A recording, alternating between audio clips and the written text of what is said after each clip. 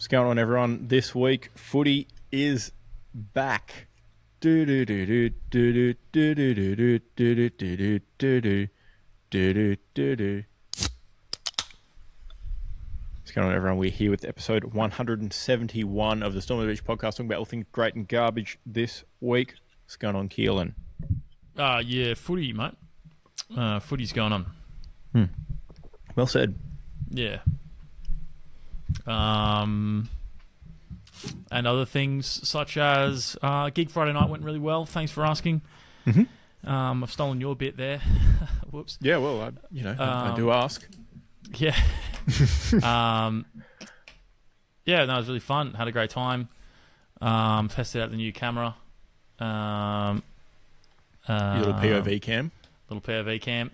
Lovely. Haven't edited anything yet, but have had a suss, and it looks sick. So keen to cut up some reels to get the content schmovin'. POV hand on sweaty sticks.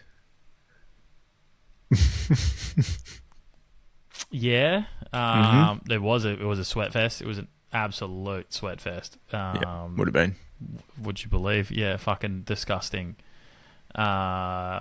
They down at the old Moe's Dessert Clubhouse. They do have new aircon there though. That's good. Keep in your the ice whole creams cold. venue. Oh, very good. Even in better. The warehouse that has the door open the whole time. So it totally works. It took the edge off. Yeah. The power did trip though, but besides that, everything was pretty smooth. The power was back on very quickly. Supposedly it happened randomly before the aircon was on too. So it's not the fault of the aircon. Yep. Don't go pointing fingers at anybody, any Sparky that was in there. Aiden and Harry didn't even offer to help. Too big. Yeah, on the big jobs. They couldn't reach. But yeah, no, it was a good gig. Thoroughly recommend. If only you could have been there. But footy was on. Footy was on. Footy was very much on at that point. If the score was larger earlier, I may have actually left before three-quarter time. When it was like three-quarter time and that was like 9 o'clock, I was like, Because by the time you would have got back to your car and everything would have been over. Yeah, I would have been like, I think it was at least a 10-minute walk to the car. It was the furthest I've had to walk. It was quite busy. And then navigating my way down to the dessert shack and make my way in, etc., etc. I imagine you probably weren't still on stage at that point. No, probably not. But absolutely no harm done. Not offended at all. I was like, I think I'll stick it out and wait for the song. Yeah, Zach decided not to come because he was tired or some shit, dude. Buddy, I was tired too. I still had an hour and a half to drive home. Yeah. Didn't get to hear the new songs. It's all good. I do like putting people on blast 5 seconds into the podcast, so it's all good. Yeah, it's all good fun. And it was a sellout. Turns out, venue posted it was a sellout, so we'll take it. Wowee. Yeah. Now, was it a People First Stadium sort of sellout where they could have fit another 5,000 people in? Or... It was pretty chockers. It was like, it was chock-a-block. That's good. Yeah, it was dangerous. No, it wasn't that dangerous. No, it was just bizarre. So, yeah. Good vibes. Very good vibes. What's going on with you? Yeah, thanks for asking. Went to the footy Friday night. Son's second ever Friday night footy game. Opening round. Long trip up and back. I got home at 1:30. Pretty brutal. Daylight savings in it. But as I got there, I was like, I'm gonna be in for a bit of a walk here, and I just kept driving down that park at Emerald Lakes. I just kept going. I was like, yep, that's the end of the cast. I'll park here. Wow. So when I left, I was closer to the other exit of that park than the golf club side. Oh, the other set of traffic lights? Yeah. Yeah. So it took me Took me down Robina Parkway and onto the motorway at Robina, because that would have been quicker than circling back around. Although, wasn't a huge fan of that, because I was like, I don't really want to get McDonald's, because I'm not a huge fan of McDonald's, besides their breakfast. McGriddle hits kind of hard, just quietly. Yeah, at not many other options at Chindra. KFC's closed at that time, and it would be closed. I was like, maybe I'll go. I was thinking, and I should have just gone there anyway. Should have just gone down Nilson's Road and gone to Hungry Jack's and Bunker Bar. Oh, yeah. But because maps took me the other way, took me past, and I was like, I'm not circling back here. What'd you get? Oh, I just stood there and I was like, fuck, I don't know what's here. And just got some bloody thing that had 2 burgers and a drink and fries in it and a few nuggets. Okay, next time you get the big arch, okay? Which will mean big arch. You want a fucking big arch. I didn't want a big arch. You do want a big arch. I didn't. You do. Have you had one? No, I haven't had one. I'll die for the big arch. There's the clip of the McDonald's CEO taking the world's tiniest bite of a burger. The bloke should have got me on instead. See ya. Yeah, you're Get done, out of mate. here, Buster. Give me a through fucking, the floor. Give me a big arch. Just record me eating it and then dub it over with your voice. He should have just sat next to me eating a burger. That would have been a better video. It's the only thing I super get behind. Well, maybe I'll try it, because all McDonald's burgers are not good. Well, this one's pretty solid. All of them. Okay. It puts the big in big, I promise. But also, you wouldn't be able to eat it and drive. No, that's a problem. Yeah. So I got, it came with a cheeseburger, and then you could choose your main, if you will. And you can't choose a Big Mac because you drive. Yeah, I wasn't getting a Big Mac because they're, dry as camel's backside. I also think tall. they do the Five Guys technique with the lettuce. I'm pretty sure they've loaded up and then throw more in the box just to make it look like more value. Yes, exactly. I wasn't going to get a chicken thing because, it's just a giant chicken nugget on there. It's not a piece of chicken, so I wasn't going to get a chicken burger. Chicken burger. So I was like, I don't mind quarter pounders, actually. So I got a quarter pounder. Nice. Not a quarter pounder, no cheese, though. So no good. Yeah. Oh. Yeah. No, that ain't it. It wasn't it. And why the worst an option? It's 2026. I know. The worst bit was, I was happy to get food from there because it meant I had more time driving in darkness with something else to keep me awake, because there's not many lights, obviously. So I ate it really slowly. Cold. Yeah, but burgers are fine. I did the fries pretty quick, one at a time, because the fries go cold super quick. Yeah. But it's because the surface area. Yeah, I think I got to I thermal finished mass of a fry is. Yeah. Finished the last bit of food at Ballina, so I've had 25 minutes to go at that point, so not too bad. Out of an hour and a little bit.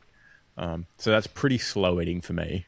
Normally I'm done by that tunnel where Tropical Fruit World is. Yeah. That's not very far down the road, and it's all gone. Yeah. So very slow for me, not that enjoyable, so that probably helped keep me awake a bit, but also buzzing a bit from the result, so pretty happy with that. And then got home and still had a full weekend to enjoy and toil away. So pretty good all around. Not bad, good size. Yeah. You could have just gotten 4 things out of the hot box at the servo as well for next time. You could just try every variant of sausage roll and do video reviews as you drive down the highway. I could, yeah. That's not a bad idea. If you don't feel like McDonald's, I do expect 4 sausage roll reviews, please. Okay. All right. You can throw in a pie there, just a palate cleanse, if you will. Yeah. That would probably add up to be about the price of McDonald's meal as well, anyway.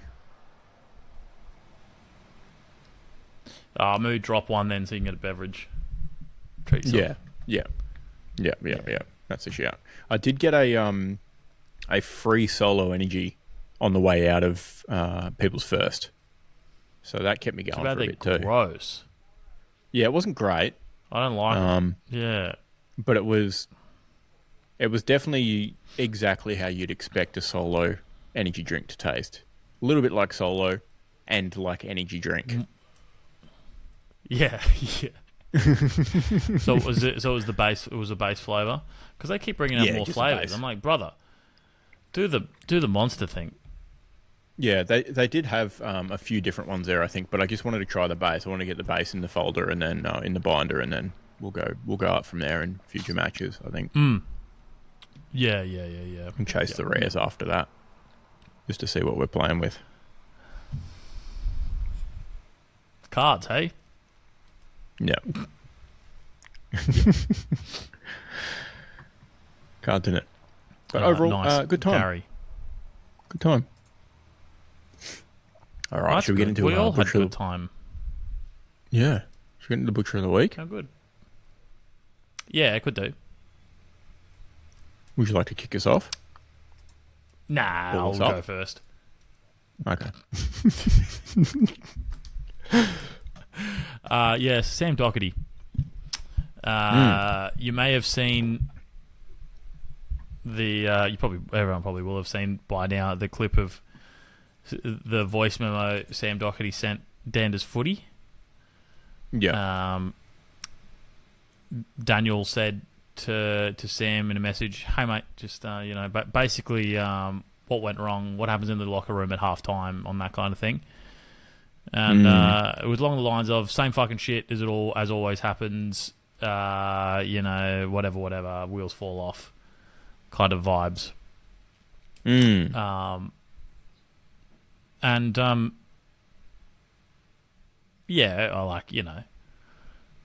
Obviously these two are friends off the ground. But I think maybe Sam should have been a little bit more wise. Sam, he ultimately had a more wise. Oh, okay, yeah, no, very good. My bad. Thank you. My bad. Anyway, Sam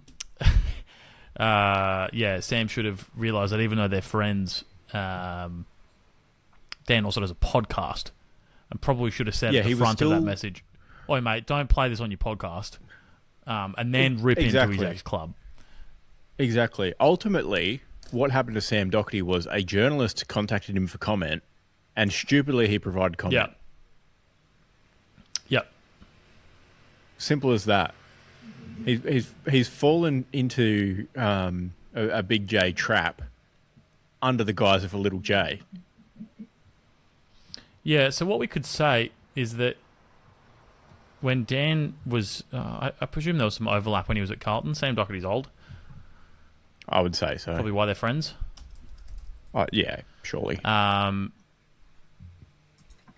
Yeah, so he joined Carlton in 2013. Sam Doherty. 2016 to 2017. Daniel Gorringe joined... Was there. Yeah, there you go. Cool, easy. So, what Dan did is he made the move to Carlton just to groom, if you will, Sam Doherty as a source. Yeah. Yep. Undercover agent kind of. Yeah. So I think it might be a little bit of a two-way butcher. One in Doherty falling for the biggest trap ever. Yeah. Right. Journalist reaching out for comment. Response should be no comment. Number two, Dan Gorringe of Dan Does Footy podcast having no journalistic integrity and revealing his source. If you've got a source inside, you don't reveal it. Simple as that. Because guess what? You're never going to get a peep out of Doherty after that. Not a fucking chance. And your friendship's a little bit more cringe at this point too now. Correct.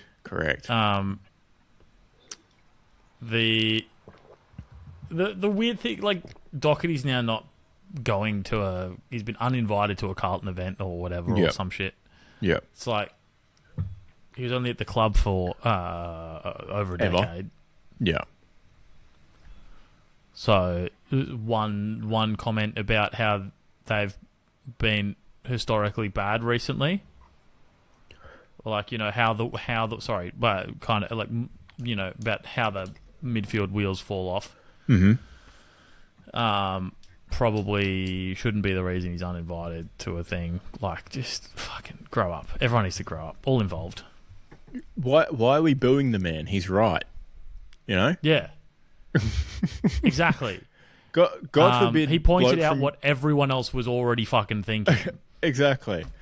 God forbid Carlton bloke says the thing that everyone else is saying out loud. Yeah.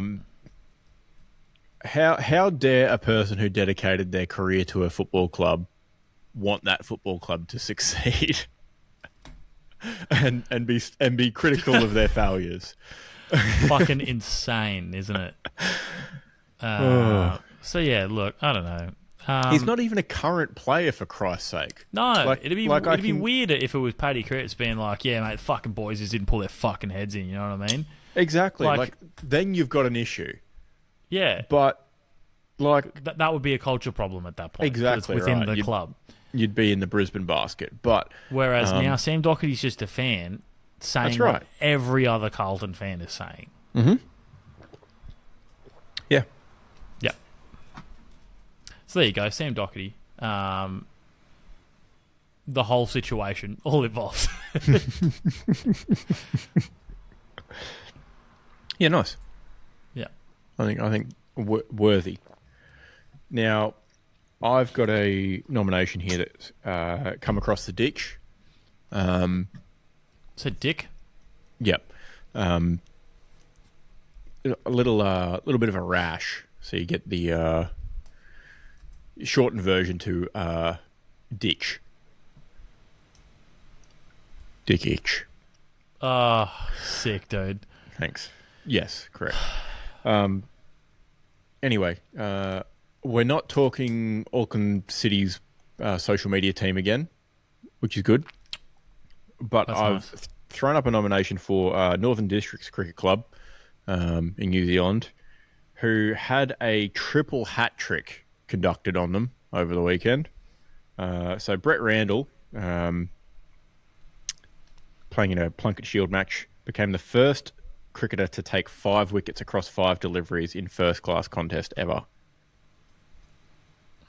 30-year-old pulls off a triple hat trick for a top-order collapse for Northern Districts to 7 for 7 off 24 balls.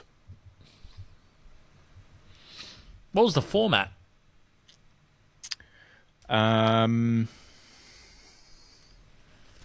I'm going to assume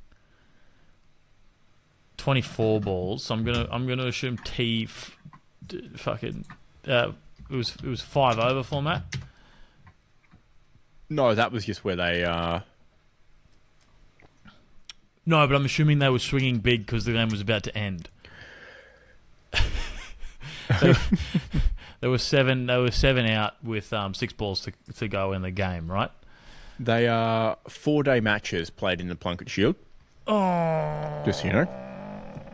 that's a 1-day test if I've ever smelt it. Yeah. So the bowler ended up at one point he had figures of 7 for 4 off 4.5 overs. Oh, Scotty Boland's looking over jealous. Yeah. But they did manage a 56-run partnership on the 8th wicket to not have the lowest ever team total in Plunket Shield. It's actually a redemption story, isn't it? Yeah. Wow. I assume they didn't win the game, obviously, but you know they're not the worst team in history. They were all bowled out for 82. Not great. Not good. Randall finished with 7 for 25 off 11 overs. How did the other team bat? Central Districts, who the bowler was playing for, oh no. Central Districts, who the bowler was playing for, was James Hurst. He was 7 for 7 off 11 overs. How did the other team bat? Central Districts, who the bowler was playing for, oh no. Central Districts, who the bowler was playing for, Yes, Central Districts, who he was playing Yeah. for, they posted 373 in the first innings and obviously enforced a follow-on.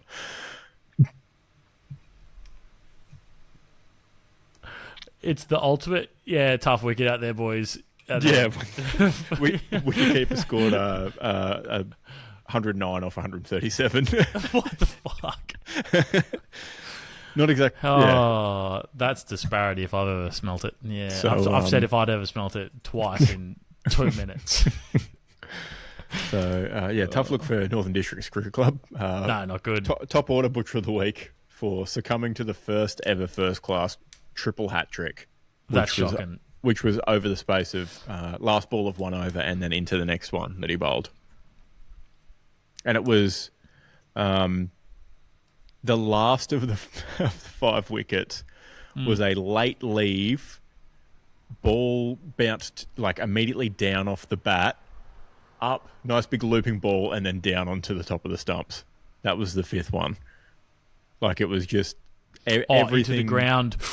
Yes, stumps. Onto the stump. Fucking, that's cursed. Everything's going the bowler's way on that. Yeah, it was occasion, like isn't it? at lunch, go across the road and buy a lotto ticket for the bowler. Yeah.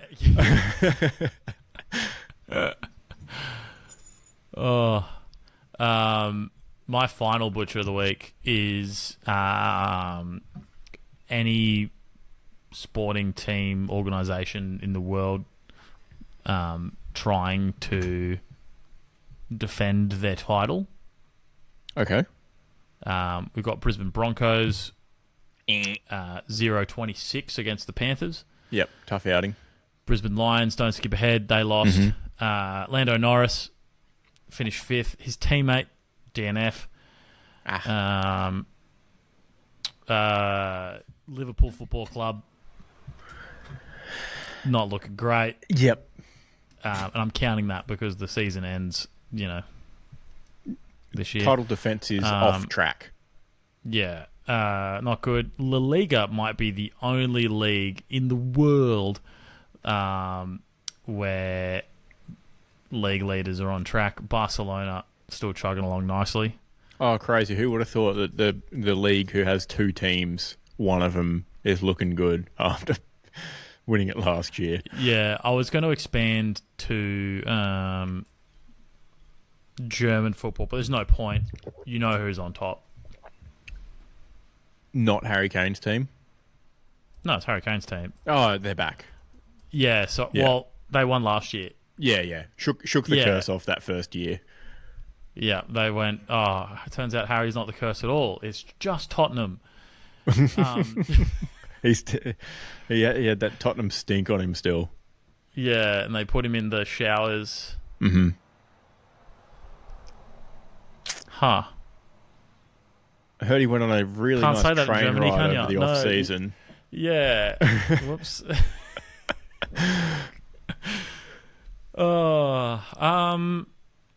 And who won the Champions League last year? Fucking who knows?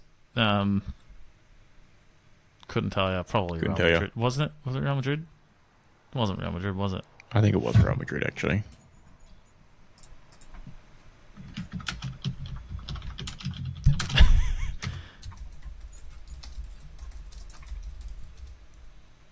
$24, $25. PSG won? I forgot about that. Yeah, no, they were incredibly good. Yeah. Yeah, it makes sense. They were good. And they cannot... The PSG, I don't think, can win the Champions League this year because they have to go through Liverpool to get there. Not going to happen, obviously. Not going to happen. Can't happen because Liverpool's winning the league of champions. Not the Premier League, which they cannot win. Well, mathematically they can. Sunderland still could if Arsenal loses everything, and everyone above them loses every game pretty much. But... Unlikely, but non-zero. Unlikely. Sunderland could still Leicester this. Yeah. You'll find out probably on their next game. But yeah, so look, anyone defending a title doing a bad job. Fair enough. Bad job. Who wins? Who's the biggest butcher for the Butcher of the Year recap? I think it's got to be the Dan Does Footy debacle. Oh, I was going with Doherty disaster. I think, can we just encompass it like all in one? I think it's more than just Doherty. Oh, DDD. Dan Does Doherty. Yeah, correct. Dan Dogs Doherty. How about that? Oh, even better. Yeah. Oh, it's got levels. That's great. I've got nothing for the shit list, though, which means all this news is blowover news. Excellent. Mostly because the real shit list is 2 million redacted files or something.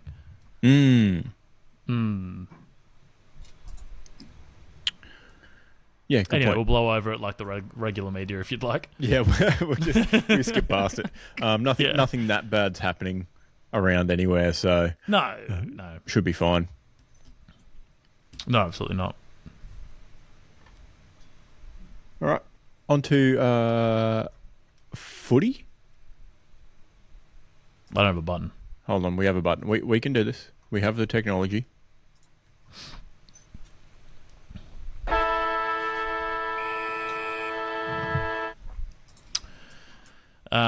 Just like to point out that yes, I was at the GWS Hawthorn game before we get going, and I would like to let everyone know that they play Tsunami, obviously, because they're the Orange Tsunami or whatever. But I didn't realise how much it, plays into the siren, and I think that's disrespectful. What? It fades into the siren. That? Oh, I need silence. So they I go don't want the siren getting fucked with. They go all the way up into the siren. It was pretty smooth. I was getting pretty annoyed. Yeah. And that's where it started. Yeah, nice one. Yeah. Very good. They were flashing lights and shit. You're like, fuck off, mate. Anyway. Let's do the games and then we'll talk opening round as a concept. Oh, okay. Put a pin in that. We'll circle back to it in a minute. All right, it's got a pin. Alrighty. First up, opening round.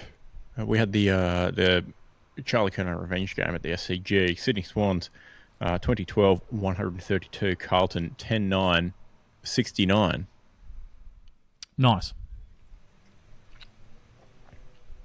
Now, we weren't going to... We obviously, redacted some information. We'll gloss over that, but that's fine. Down in Sydney, the HMAS Signet is under scrutiny after inviting opposition Navy to harbourside exercise, then tipping them over with a third quarter torpedo.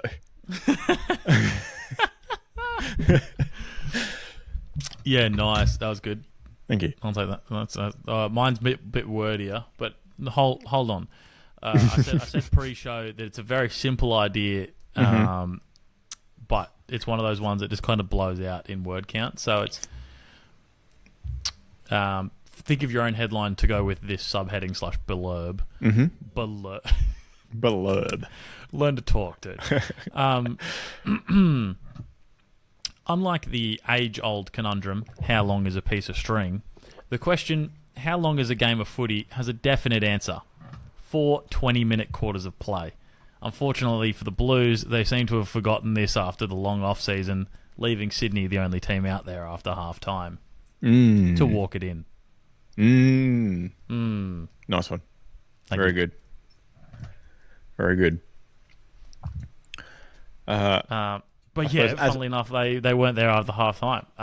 There you go. It was really, really tightly contested until then. It was. It was, 2-6 to 4-4 at halftime. Carlton's way. Carlton leading. I did send a message trying to work out at halftime if both teams were rusty or bad. I'm glad we found out same game. Yeah, not too much. Too much after that. We found out the answer was a bit of both. One team was rusty. One team was just bad. I'll let you put the pieces together on that one. So yeah, Sydney obviously kicked, I don't know, 1 billion. They did actually share it around though. They did. Yeah. 12 Curnow got goals. 3. Amadi 3. McInerney, 3. Fucking chill out, basically. Everyone had a bit of a day. Mm-hmm. McInerney had all 3 in the third. Just lighten them up. Matt Roberts went bang bang at one point, just because. Why not? He could. And Roses. Shout out Nelly Roses. I didn't think he'd be starting. He was on fire. Straight into it.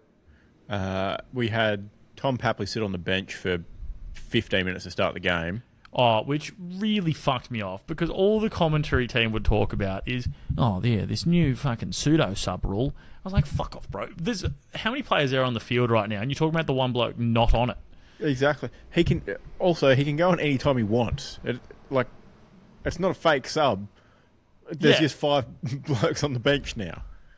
Yeah, the person enforcing that he can't go on is his team. Correct. Strategy. Correct. He could just push his way past the other player. He just take one. When Yeah, they're exactly. trying to sub on. Yeah, exactly. But shout out Nelly Roses, but worked hard. Got himself on the scoreboard for his new club. Forced a couple of turnovers. Forced a free kick or 2, I think. Stats, 1 goal, 10 disposals, not great, but I feel like he applied much more pressure than indicated by the statistics. He definitely looked good. Yeah. He passed the eye test. I think he worked from the back pocket up to get that one. Like he was running the whole wing up and back. Yeah, you don't get pressure acts here, do you? Let me have a look. Let me just crunch the numbers. No. Ooh. I don't have pressure acts as a statistic here. In basic you can, hold on. In basic you can? What? Yep. I'm going custom, mate. I'm going custom. Yeah, you got to go custom added into... I skipped past 11 pressure acts. Is that good? Well, James Rowbottom, who, as we know, is a tackle machine, had 33. But he's in the middle of the ground. He also just sits on the best player. You're providing pressure by just existing at a centre bounce. Correct. But that's not bad. As a forward, that's a forward, pretty good. He's got 1 less than 2 key backs. He does have 4 less than Tom Papley, who, as we know, spent half the game sitting around. Yeah, correct. But then he came on and immediately got involved. Yeah, anyway, yeah. Also very good. Either way, Sydney, great showing second half. Mm-hmm. If they just do that again and again, there's going to be problems. Yeah, facts. I think all their debutants did well, including Jai Sarong as well, just quietly. Yeah, Jai Sarong did have a good game, actually. Yeah. But it is Carlton, so take that with a grain of salt. But correct. Yeah, Jacob was sad to see him go, but obviously, how's he going to fit in fucking Hawthorn backline? Good luck, mate. Mm-hmm. But yeah, Sarong, Roses, and Curnow, all good showings. They pulled up the socks and got on with it, didn't they? Mm-hmm. That's it. Now, some would argue Pitnet got the wood over Grundy, 3 goals. I would argue 46 hit-outs to 17 probably is a better representation of ruck work. I was going to as well. And given that Liam Reedy got the same amount of hit-outs as Mark Pitnet. I guess they shared the load and still came up short. Still not as good. Yeah. And given that Amadi took some ruckage, given that he won 2 hit-outs, you'd have to imagine some of Pitnet's and Reedy's were against Amadi. So some wins there. Yeah. Yeah. Most likely. But could be league on notice for what the Swans can do this year. Yeah, footy wins, I think. Yep. Kick more goals is the way they won. Yes, correct. A lot more. Yep. Mm-hmm. A lot more. Ross Lyon, you hear that? You just got to kick more goals, mate. It's an attitude thing. Because kick more goals and have the opposition kick less goals than you do are the same thing, attacked differently. Yes, correct. You're right. We'll come to that, surely. Mm-hmm. Would you believe? Your time at the People's First. Mm-hmm. Friday night, People's First Stadium. Gold Coast Suns, 1911, 125. Geelong, 10-9-69. A couple of nice scores straight off the bat as well. Footy wins. Yeah. Yeah. Now, that's not my headline. I'll go to it. I've got an easy one. I'll just get it in. Fuck you. Okay, go for it. Track gets Suns on track for finals early. Nice one. Yeah, very good. I've got that baked in there as well. Now, I hope what you said to me there is not something you say to your lovers. I'll just get it in. Fuck you. But I have... it's not lovers. Just, yeah. Okay, you never know. Didn't want to assume. Yeah, thanks. Yeah, appreciate it. Yeah. Now, I've written a bit of a poem. Oh. So, go on. You might enjoy this as a artistic man yourself. Artistic man. Yeah. Crack on. All right, here we go. Friday night footy is back. The solarium was packed. With the return of Mac on top of Pax, there was no time to relax for the cats down back.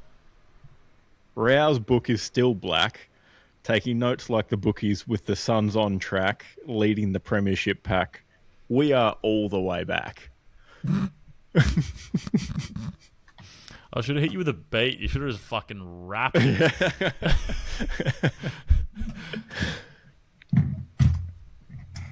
Now it was a good evening. I will say that. Did you write that at the ground? No, I didn't. I'm picturing you, not even with your phone, like a little notebook out at the footy. Posted up next to Matt Rowell in his notebook. Just writing up a poem. No, but that's an idea, actually. I'll do that next time. So the elephant in the room, Christian Petrarca. Turns out he's pretty good. The Gold Coast Suns fleeced the Melbourne Football Club. Hands down. Imagine how good the Hawks would have been if Essendon would have accepted 3 first-round picks for a player not as good as Christian Petrarca. Hey. Coming from a team who's never had any success. And Henry Hustveit. Oh, right, yeah. Okay. Steak knives. And a bag of chips. Yeah, right. Or just take 1 first-round pick, Hustveit and Ned Reeves. Steak knives and some non-stick cookware. No, I rate Ned Reeves though. Yes, just quietly. Yeah. Ruck is a tough one though, isn't it? In the way that it's like having a backup goalkeeper. You got the second best goalkeeper in the world as backup. Yes, but he's still not going to get game time, is he? Correct. Yeah, correct. But yeah, sorry, Sun's good. Yeah, speaking of Petrarca, highest rate. I don't know how the rating works. I didn't look into it. Highest rated game of his career. 34 disposals, 3 goals. Not too bad, really, Pretty when you handy. think about it. 6 clearances, 678 metres gained. 12 score involvements. Large. Turns out pretty good, Christian Petrarca. So a handy acquisition, some may say, for the Gold Coast Suns in their push for success this year. it was good to be on the good side of a very quick progression into a beating. 7 goals to 2 in the first quarter. You know, straight shooting, 7-1. Fans getting up and about pretty quick. Last quarter, I think we'll just write that off. I think that was a cue in the rack. Don't do anything silly. Oh, Petrarca played 77% of the game, so he was probably just on the bench. Yeah, you know, the Suns only won by 56 points. They were up by, I think, 80-odd at one point. Probably should have put 150 on Geelong. I would have really enjoyed that. They only kicked one in the last quarter. I think it was well and truly, park the bus. That being said, it still wouldn't pretty be... significant percentage. Yeah. They didn't, you know, they fell from top spot on the ladder, obviously. Didn't quite win as big as Sydney did because of that last quarter, but it wouldn't be me without complaining about the umpires against the Geelong Victorian team, especially in the last quarter where everything seemed to be going Geelong's way all of a sudden from a number of free kicks. I'm a little bit dubious that the Geelong Football Club may have promised some farms to the umpires at 3/4 time if they got the Cats back into it.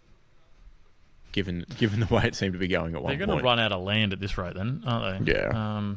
There was a few boos going on in the last quarter, even though the Suns were still up by a lot. But no, it was good. Good to be there. Good to hear the song. Picked up my membership cap. Quite busy. Just under 20,000 in the house, so alleged sellout. Not quite. No. Definitely not. A little bit of sprinkling on and off, but nothing too crazy. The good kind of footy weather. Yeah, it was good. Very good. Good time out. On this, prominent AFL journalist and ex-player, Kane Corns, I believe he said that the Ulan brothers might be the best brothers in football. Now, they will be very good. We all know Kane's a bit silly. Kane's very silly. Dacos. De Koning. Yeah, I would even argue that the Warner brothers... Yeah, not based on singular. Based on one, yeah. It's Wayne Gretzky and his brother, like. Yeah. Well, if you're doing that, then even the King brothers. Yeah, correct. And not because of Max. No. Minimum contribution from Max. Yeah. And look, they're good. I'm not saying the Ulan brothers are bad, but I just think that's a fucking silly take. Pretty good debut. Few errors. Kicks a bit wayward. I think there was probably a bit of adrenaline pumping, so a bit more juice in the kicks than he would have liked. But good showing. Otherwise, good bit of tackling. When you look at the stats from the Collingwood game, it's a silly thing to say. I'll say that. My favourite thing is it's not my favourite. That was silly. He's been in his bio. It says almost the complete package. Bodie's younger brother has been likened to Errol Goulden.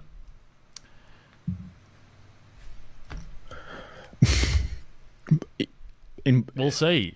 Kid's born in 2007, bro. Simmer down. Sure, yeah, it's like, yeah, sure. He's also a human.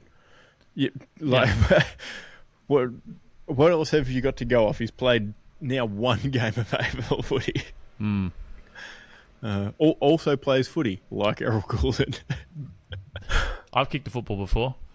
Exactly. Like Errol Goulden. You're closer to Errol Goulden than, I don't know, the majority of the population of the world, yeah. Yeah, exactly. So... Probably physically closer to him right now, too. That's true. Wow. Yeah, well... There's a lot of people between me and him. But yeah, it'd be on the other side of Sydney, obviously. Well, yeah, but like... Not out with a riff-raff where you are. There's a lot of people in the world, mate. Yeah. Yeah. But yeah, silly gooses. Mm-hmm. Overall, pretty good. Just Ken Corns. Yeah. Matt Rao did obviously appear with his little notebook, which obviously featured pretty heavily in his first season after he did his shoulder. He was, I think I located the grass. I think. Yeah, I think I located where he was. There's like a little, I think it's like an emergency stairwell on the Narang River side of the big stand in that back pocket. Yep. On the top level, where the coaches' boxes and stuff are, there's a little stairwell that spits out the side, and there was two blokes standing up there in Suns polos and pants. I obviously didn't have binoculars, but when he was on the big screen, he was standing there with his book, leaning on a guardrail, and that's pretty much the only guardrail you could see up there. So I think he was just hanging out the end of the analysing grandstand, having a look, writing poetry. Yeah. And for the first time ever, the Gold Coast Suns are premiership favourites. Are they? Yeah. Because Geelong were bad. Geelong were bad, but the previous premiership favourite were slightly less than expected, I guess. Hey, you'll take that. Yeah, absolutely. Cash out now, dude. If only I'd put a bet on. They're now $5 to win the premiership. They were $8. You didn't put a bet on your Gold Coast Suns winning the premiership. No, I hadn't put it on yet. You silly sausage. Very silly. You silly little sausage. Very silly. Wait until they lose. Not this week coming. Definitely not this week coming. No. But I don't know what it's the week after. But yeah, maybe wait until they lose one and then put the bet on. There you go. They got Richmond in round 2. Oh, fucking easiest start to the year of all time.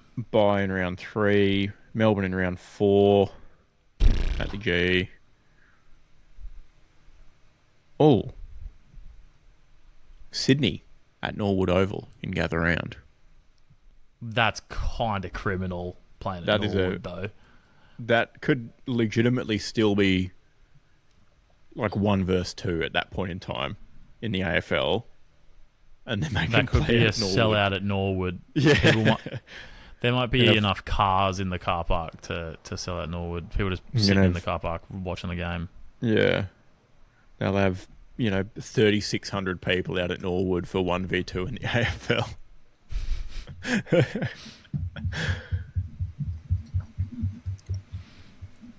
Wow. But no. Yeah, wait until, I don't know, that game. Put your bet on. I think I just got to do it now, Yeah, get in now. Then you can always do another one where there's better odds. That's it. Best time to plant a tree was 10 years ago. Second best time is now, sort of thing. Yeah. That's facts, actually. Yeah. So, might have to just do that. Just get after it. But yeah, good showing from the boys. Facts. GWS Hawk. Mm-hmm. NG Stadium. GWS 19-8, 122. Hawthorn 14-11, 95. Yeah, so before my headline, it was lovely to get down there. Nice of Aiden to make the trip down. Mm-hmm. Spent a bit of time. Olympic Park, the whole area around it. Incredible sports precinct, would you believe? Almost like it was made for an international event of sorts. An international sporting event across multiple codes and whatnot. Mm-hmm. So much parking, which we didn't use because we got dropped in. Mm-hmm. Nice pub. Ground's all right. They've got selection of smaller food providers, which are the good kind, because then you're not spending $15 on chicken and chips. Mm-hmm. Don't think I ended up eating anything, actually, though. Because I couldn't decide if I wanted cheese on a stick or hot dog on a stick. It was a legitimate problem. Or chips on a stick, actually, was the other option. Yep. I did see that in the broadcast. So chips on a stick. Yeah, I was tempted on all of those options. Yep. And didn't want to buy all three. So you bought none? So I bought none. Yep. That's how they get you. Yep. The power of indecision. Yep. Big starvation. It'll do you. Yeah, big starvation. Really in it. Really in it. But my headline is perhaps not at all related to how the game went. Okay. In the way that it... Anyway, here you go. The first 5-goal haul of the season couldn't have happened to a worse bloke. Mr. Jake, full package of problematic events in his past stringer.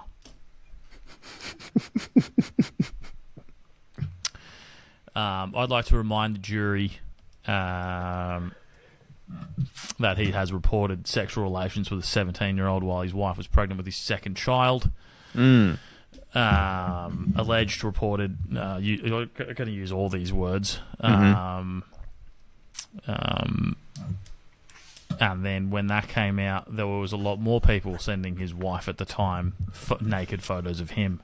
So one can only presume that he sent them to them. Yes. So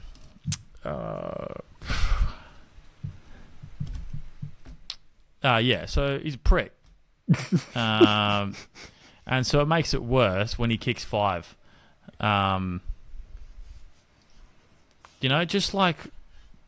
Just go be a prick somewhere else. Yeah, fair enough. No one likes you. Yeah. Yeah.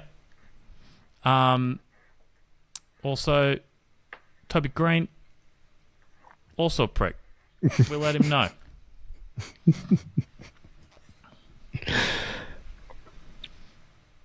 And that's it. I've got no actual analysis on this game. Fair enough.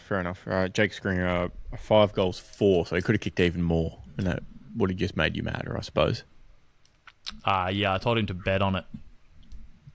And given that he's a reformed gambling addict, his heart rate increased and he panicked and shanked it or something. So. Nice one. Very good. Yeah. Got him. Yeah, sucks to suck. Yep. Now, I think it's important not to remember that GWS had a bunch of players out. Yeah, what injuries? Yeah. I don't think we were beaten by individual efforts anyway. I think we were beaten by game plan. Yeah. And effort. More so than individual efforts, but yeah, if you get me. Whole team execution of strategy. Yeah. And pressure. Yeah. All right, I had the aftershock of Thursday's Sydney sinking was felt on Saturday afternoon as a tsunami swept across the showground and swamped the Squawks. Squawks? Yeah. Wanted to keep the S going. Yeah, as you do. Mm-hmm. Tsunami, S also. Yep, exactly. Yeah. You caught it. Yeah. It was definitely a bit of a shootout, though. Yeah. 122 to 95. Bit going on. And Gunston did Gunston things. He slowed down time at one point. Mm-hmm. Everyone lost their mind. At risk of making Mitch Lewis feel bad, he did miss some easy opportunities. Mm-hmm. So this would have brought things a little bit more in line. Yep. Score-wise, maybe put a bit of pressure back on the scoreboard. I don't know, maybe there were too many magnets moving around. Everyone went through the middle. I'm pretty sure everyone went through the middle at some point. Yeah, I think that... Josh Battle was up forward trying to kick a goal for his 150th. I think that might be a recurring issue for a bit at Hawthorn. Potentially. Yeah, just figure out the mix. Yeah, figure it out and stick with it and make it work. Obviously, lacking through the middle a little bit at this point in time. Just throwing spaghetti at the wall and seeing what sticks. You'll want to have something stick fairly soon, I think. Yes, please. That being said, still scored 95 points. Yeah. Like, pretty good. It's a good losing effort. Yes. But because also it didn't feel like GWS eased off either. No, correct. But you're more opportunity to score 95 points against a team that's also all out attack. It was an all out attack off basically. There was a lot of end to end. Yeah. It'll be interesting to see how many points you put up against the Bombers this week. I'm hoping 1 billion on Friday. Hopefully a lot would be ideal. Yeah. But who knows? Hopefully that'll be a good game to set the midfield a bit. Yeah, I really hope so. I don't want to see Nick Watson go through the middle too much. I want him to be, because he did spend a little bit. Mm-hmm. He went in there a little bit for a few bounces. I want him to be the top up guy. I'm calling it a bounce. He went in for a few centre ball ups. Mm-hmm. Cringe. Restart. He went in for a few, and I don't think he should be in the first group or the second. He shouldn't be first or second choice. No. To fill in, to jump in among the dedicated midfielders. I think it's like he absolutely needs to spend most of the time in front of goal, because one of the goal where he like bursts past 2-3 GWS players inside 50 from a bouncing ball, I was like, just keep him there, dude. You need someone who can get something from nothing in that area of the ground. Mm-hmm. And leave it up to the other blokes to do it in the middle, I think. Yeah. I think it's a maximum 4 times a game. Yeah. Watson through the middle. And that is like the last ball up of every quarter. Just squeeze a goal. Yeah. Yeah. Just to get the opposite of old mate scholar of the year. So instead of a really big bloke grabbing the ball out and just running a really for small goal of the year, just the tiniest bloke in the AFL. Yeah. Getting the bloke out of centre contest and kicking it from 50. Yeah. Exactly right. Speaking of... Yes. I was going to say, speaking of the year, forgot to mention it, Mac Andrews' drop of the year. I didn't see it. I was probably on He stage. was as high as Q1. He got so high that the ball hit him in the stomach, and his hands were up too high to catch it. Silly sausage. He got a ride, got that classic secondary ride, and was essentially upright on his knees on someone's shoulders. Had his hands out for the chest mark, but the ball went like between his arms below where his hands were, because he was up so high on the pack. Oh, wild. So he had, what literally would have been top 3 mark of the year contender sewn up. He's definitely nailed drop of the year so far. Yeah, maybe we have to keep track of this, because I don't think anyone else is, are they? Oh, someone might. Maybe that's someone's year. Okay. Drops of the year are now getting nominated on Storm on the Beach. I'll make a spreadsheet right now. Okay. Make a copy of Butcher of the Year. I'm just going to call it Drop of the Year, Mac Andrew v Geelong. Yep. If you want to do the next game in the meantime. All right, next up, Saturday night. And I like the way you move. At the Gabba, we had Brisbane 15-16, 106. Western Bulldogs 16-15, 111. Remember what quarter that mark was in? Drop mark? Or second or third, middle of the match. I have to go back. It'd be on the longer cut of the highlights, I reckon. Yeah, cool. I've just trying to timestamp it a little bit. All right, I'll be able to find it pretty quick. There was some clips of it. Mine for Lions v Dons. Dogs. Mm-hmm. Dogs. The Bonds boys turned up and showed the league that they want to be serious contenders this year. Neutral fans across the country were just happy Brisbane lost. Yeah. Yep. Yeah, true. Accurate. And I had dust off some material from the past, from last year especially. Dogs start the season in their style with a fast finishing come from behind shootout win to get the Lions' share of the Gabatoir scraps. Fast finishing from behind, hey? Mm-hmm. It was a fast finish. They did come from behind. So was the doggies' style of game. Yeah. Yeah, nice. This was quite exciting. This was a nice way to end the evening. It was actually. Given that I was depressed after the first game on Saturday night. Mm-hmm. Seeing Brisbane, unveil their second premiership banner in a row and then losing. Love that. Chef kiss. Things you love to see. At home, of all places. At home. Yeah. Yeah. With a new full forward. Yeah. Who I don't think really imposed himself very much. One goal, 3. The one goal being possibly the luckiest goal of the year. Luckiest goal I've seen. Yeah. So far.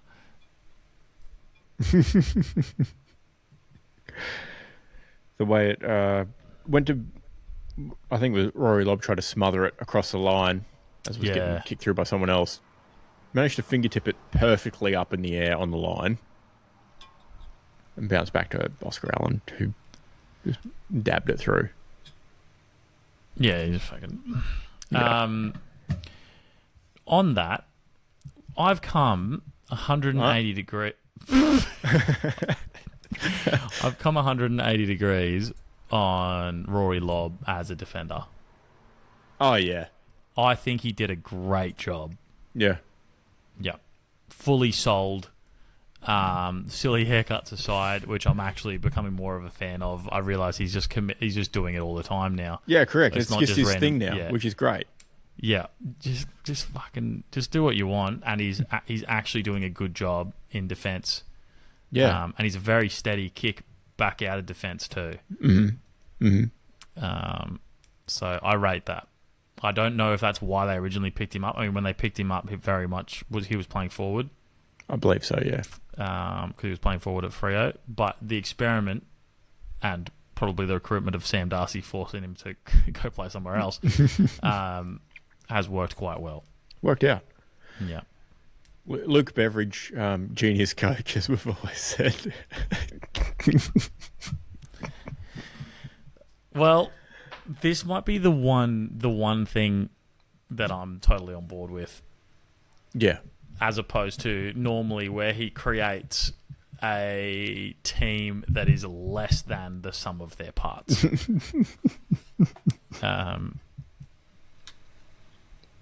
Speaking of team,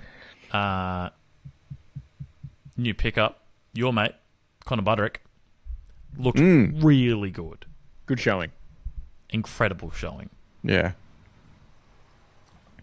27 disposals, 1 goal. About 500 metres gained. I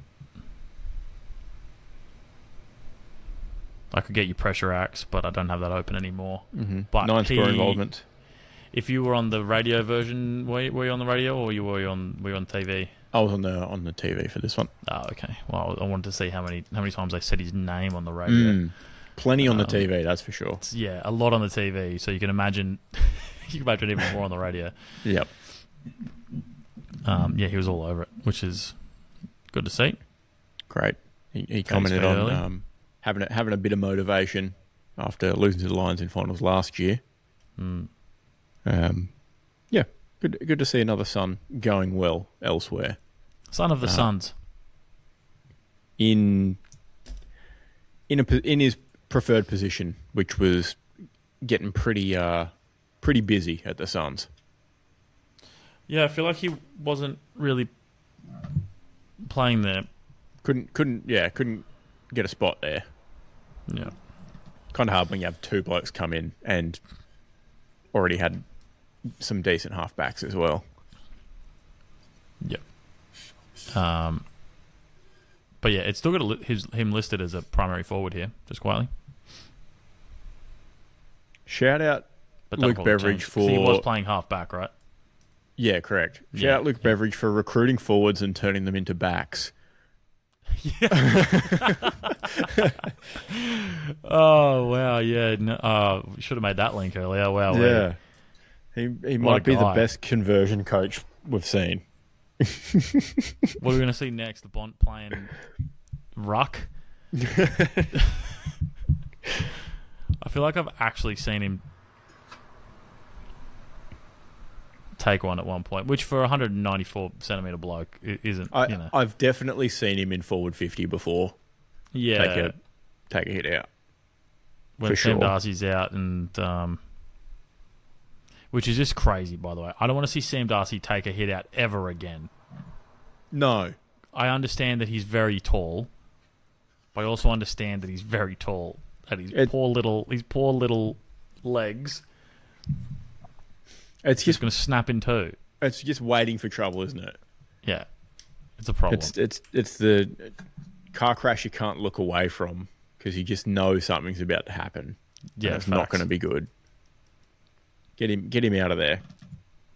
Tim English did have a very good game. Loves a goal, got himself a couple. That's another thing I've come full 180 on. Tim English might be good. He might actually be good. Circle back, he might actually be good. Yeah, we'll check back in when he plays against like a real ruck. Yeah, not and the debutante.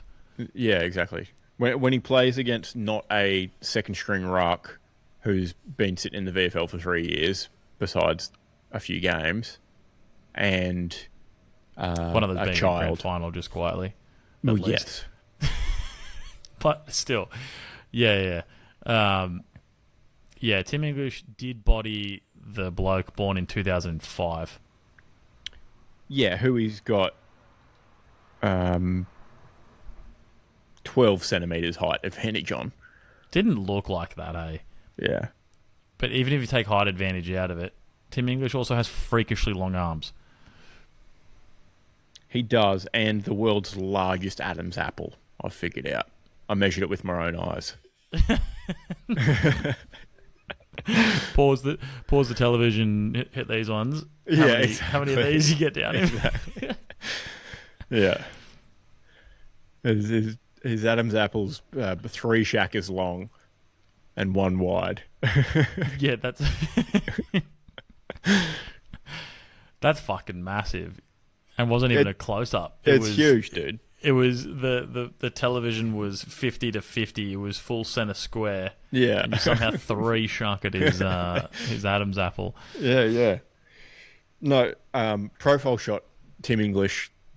Oh, dangerous! Brutal on the Adam's apple. It's a tough look. Also on his neck, just quietly. Yeah. Because when your neck's that long, it looks like you're always doing. Correct.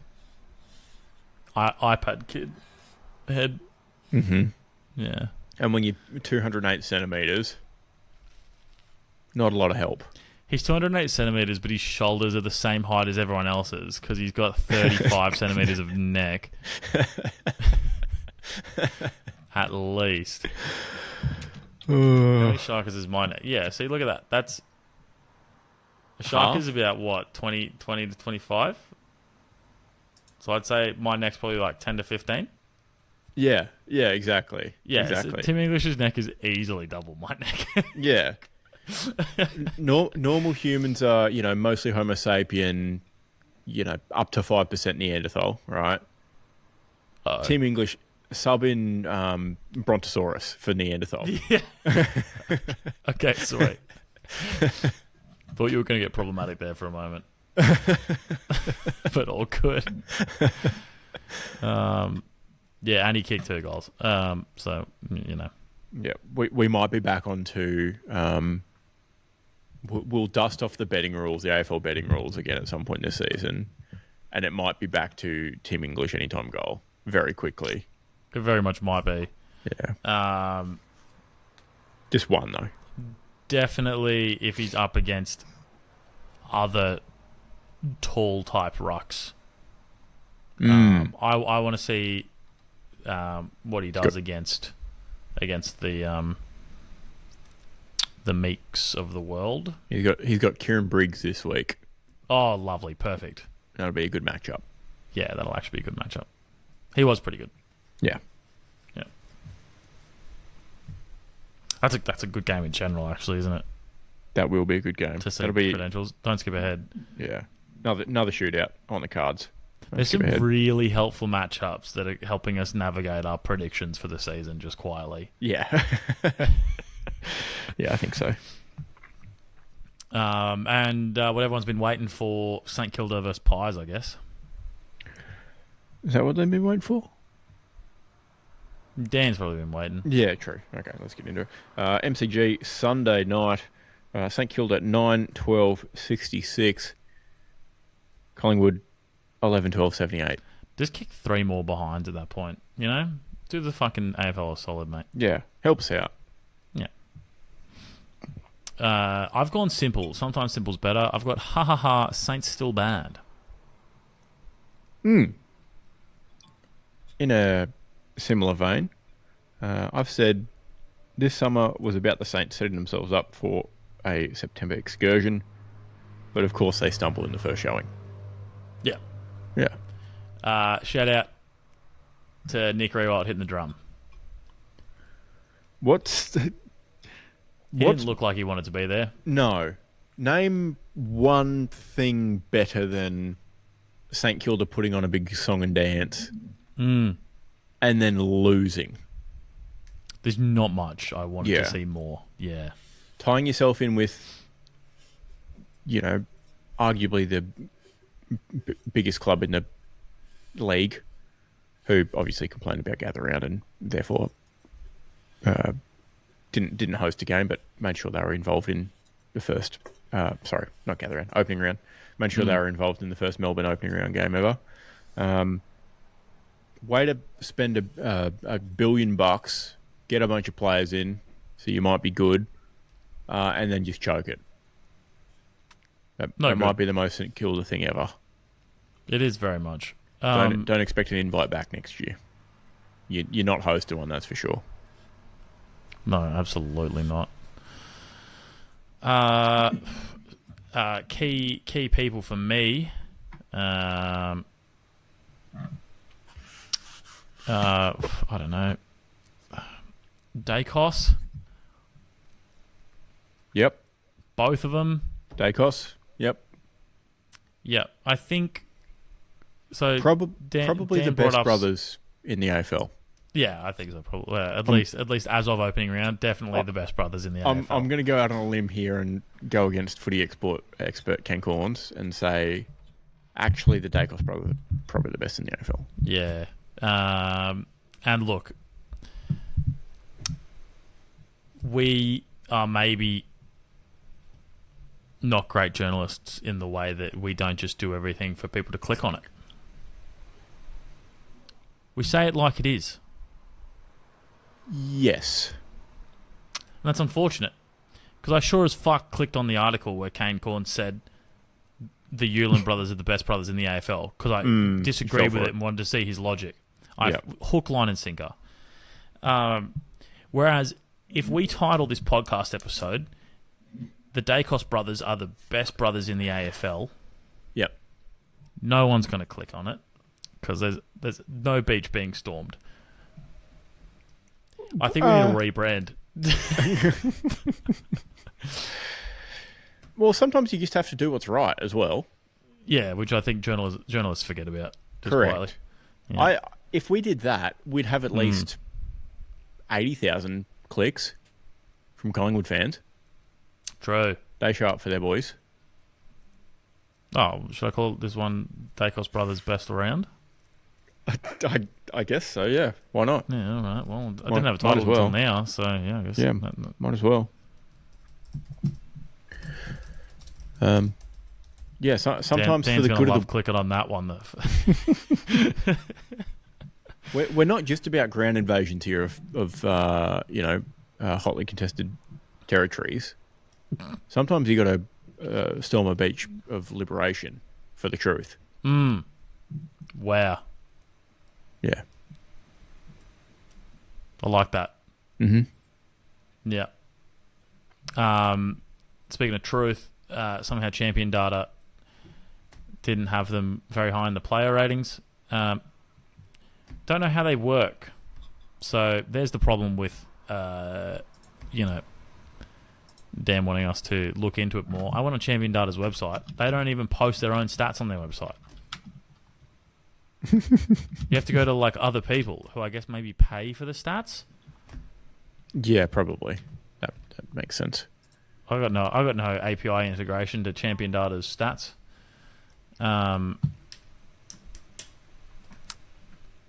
Importantly, I do think that Petrarca's game should have been still rated higher than Dacos's game. Nick Dacos's game, that is. Because of the goals. Goals make number higher. Agree. Yeah. I think he had more score involvements in total as well. But yes. He may have also had more clearances too.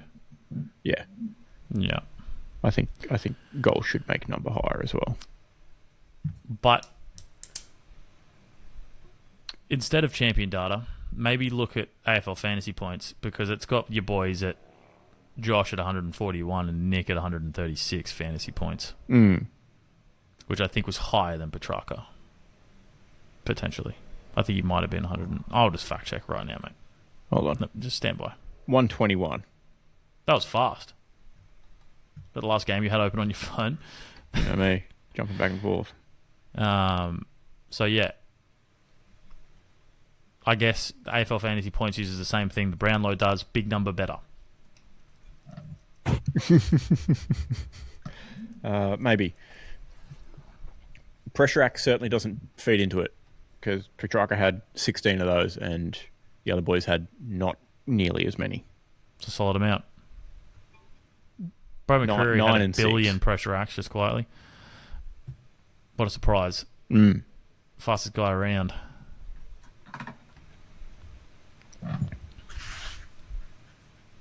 Yeah, and I don't think disposal efficiency plays into it either, because I think Petrarca was more efficient than Dacos was. Contested possessions, maybe, but I would have thought Petrarca would have had a lot of contested possessions. Yeah. And centre clearances. So I'm not quite sure. Maybe it's raw disposals or direct inside 50s themselves, potentially as well. But anyway, basically, they played a really good game. They did. And so did Petrarca. But they played a really good game. Dan's mate, Dan Houston, also played a pretty solid game. Because I was watching him based on the I think Dan saying that he wants Mr. Houston to have a bigger year this year. So I paid special attention, and I think he was solid. He did 28 disposals. Early he was moving about. Saw him inside 50 if I'm not mistaken. You know, doing run-off halfback things. I don't know. Pretty solid. Yeah. 28 disposals definitely isn't shabby. No, not at all. Not at all. I certainly thought this game was going to be a shootout. I think we called that last week. Yeah. Not at all. Absolutely not at all. I think we've confirmed that Ross Lyon hasn't changed. No. That being said, Perryman did pocket Naz for a bit. He was, all over him. Like an orphan on a T-bone.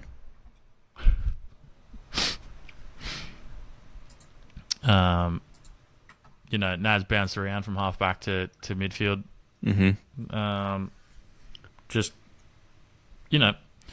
couldn't really dominate in the game. I mean, he did kick out from halfback to from the goal square to someone, run by them, get the ball off him, get the ball to someone else, run by, get the ball off him, and I thought that was the best the Saints looked all game. So I think they just need to do that. Yeah, all the time. They just need to set him up in a position where there isn't a bloke on him. Yeah, so he can get involved. Turns out kind of hard to get involved in the game when there's a bloke on your back. For most of it. Yeah, with that, you have to be full on next level in order to do that. Yeah, which he isn't yet. No, I don't think he's head over ball like. It's different. Get down and dirty kind of impact on the game either. I think when you've got a tagger that is as fast and your whole thing is kind of being explosive and whatnot, you kind of a bit cooked at that point. Yeah. Whereas tagging a Matt Rowell, different gravy, probably going to get less result. You're going to get sore. Yeah, you're going to get very sore. Yeah. One thing I just remembered. We're going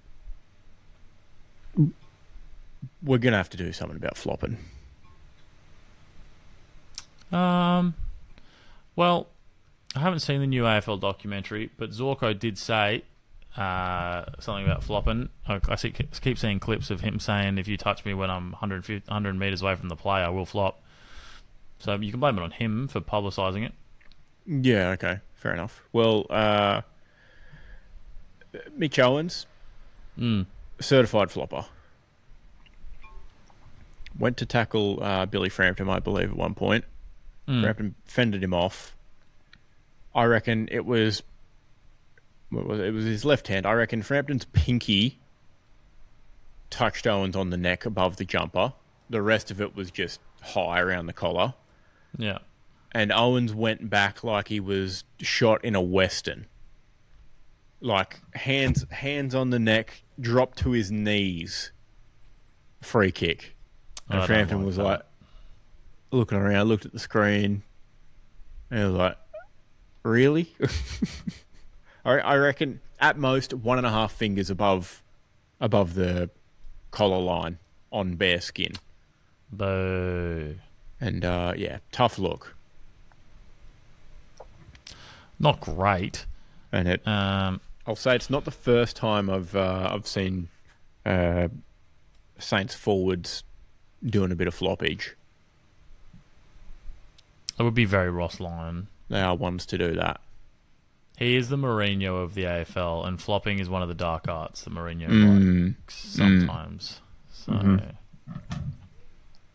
and when you're not playing rapid, exciting football, you got to score goals somehow. Just play rapid, exciting football. It's like everyone wants to see it. Just do that. Everyone wants to see Naz going for a run. Rapid, exciting football. Well, it's not fucking Nick Rewalt with a drum. I'll tell you that for free.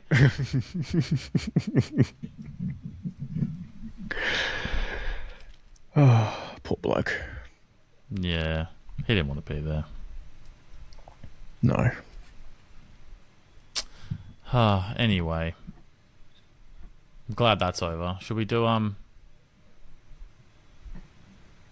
tips and team predictions together? Yes. Yeah. We'll do the same as last week, I think.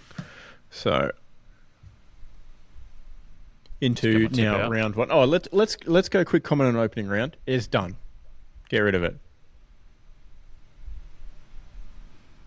Yeah, I'm okay with that. Like, we're not doing it to compete fussed with the NRL market or anything like that.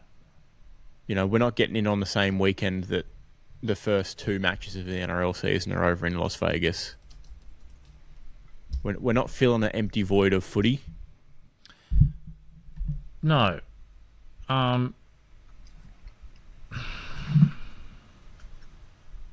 Yeah, just get rid of it.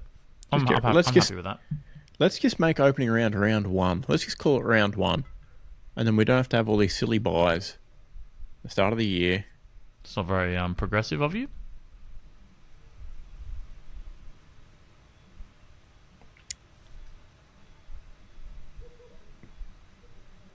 Anyway, I tipped 2 out of 5 round 1. Thanks for asking. So did I. Yeah. Obviously. Not great. Who the fucking Yav Ming is that? I'm pretty sure Yav Ming is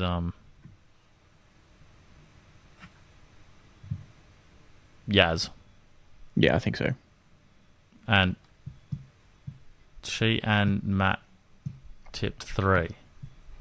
Oh, right. So not crazy. Are they cheating? Could be. Are they looking at what each other tips? There better not be any fucking colluding out here. Mm-hmm. Anyway, this week we start with the Carlton Football Club against the Richmond Football Club. Yep.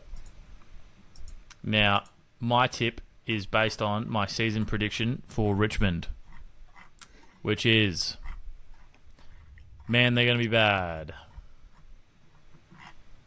Going to be no good in the relegation slots. Yes, correct. But they are committed to the rebuild. It is rebuild core. Yeah, Richmond are all the way in on the rebuild. Definitely, let's commit to bottom 4 again, I think. Absolutely. Yep. Bottom 6. Guaranteed. On that, in that sense only is when I'm going for Carlton. Actually, not only.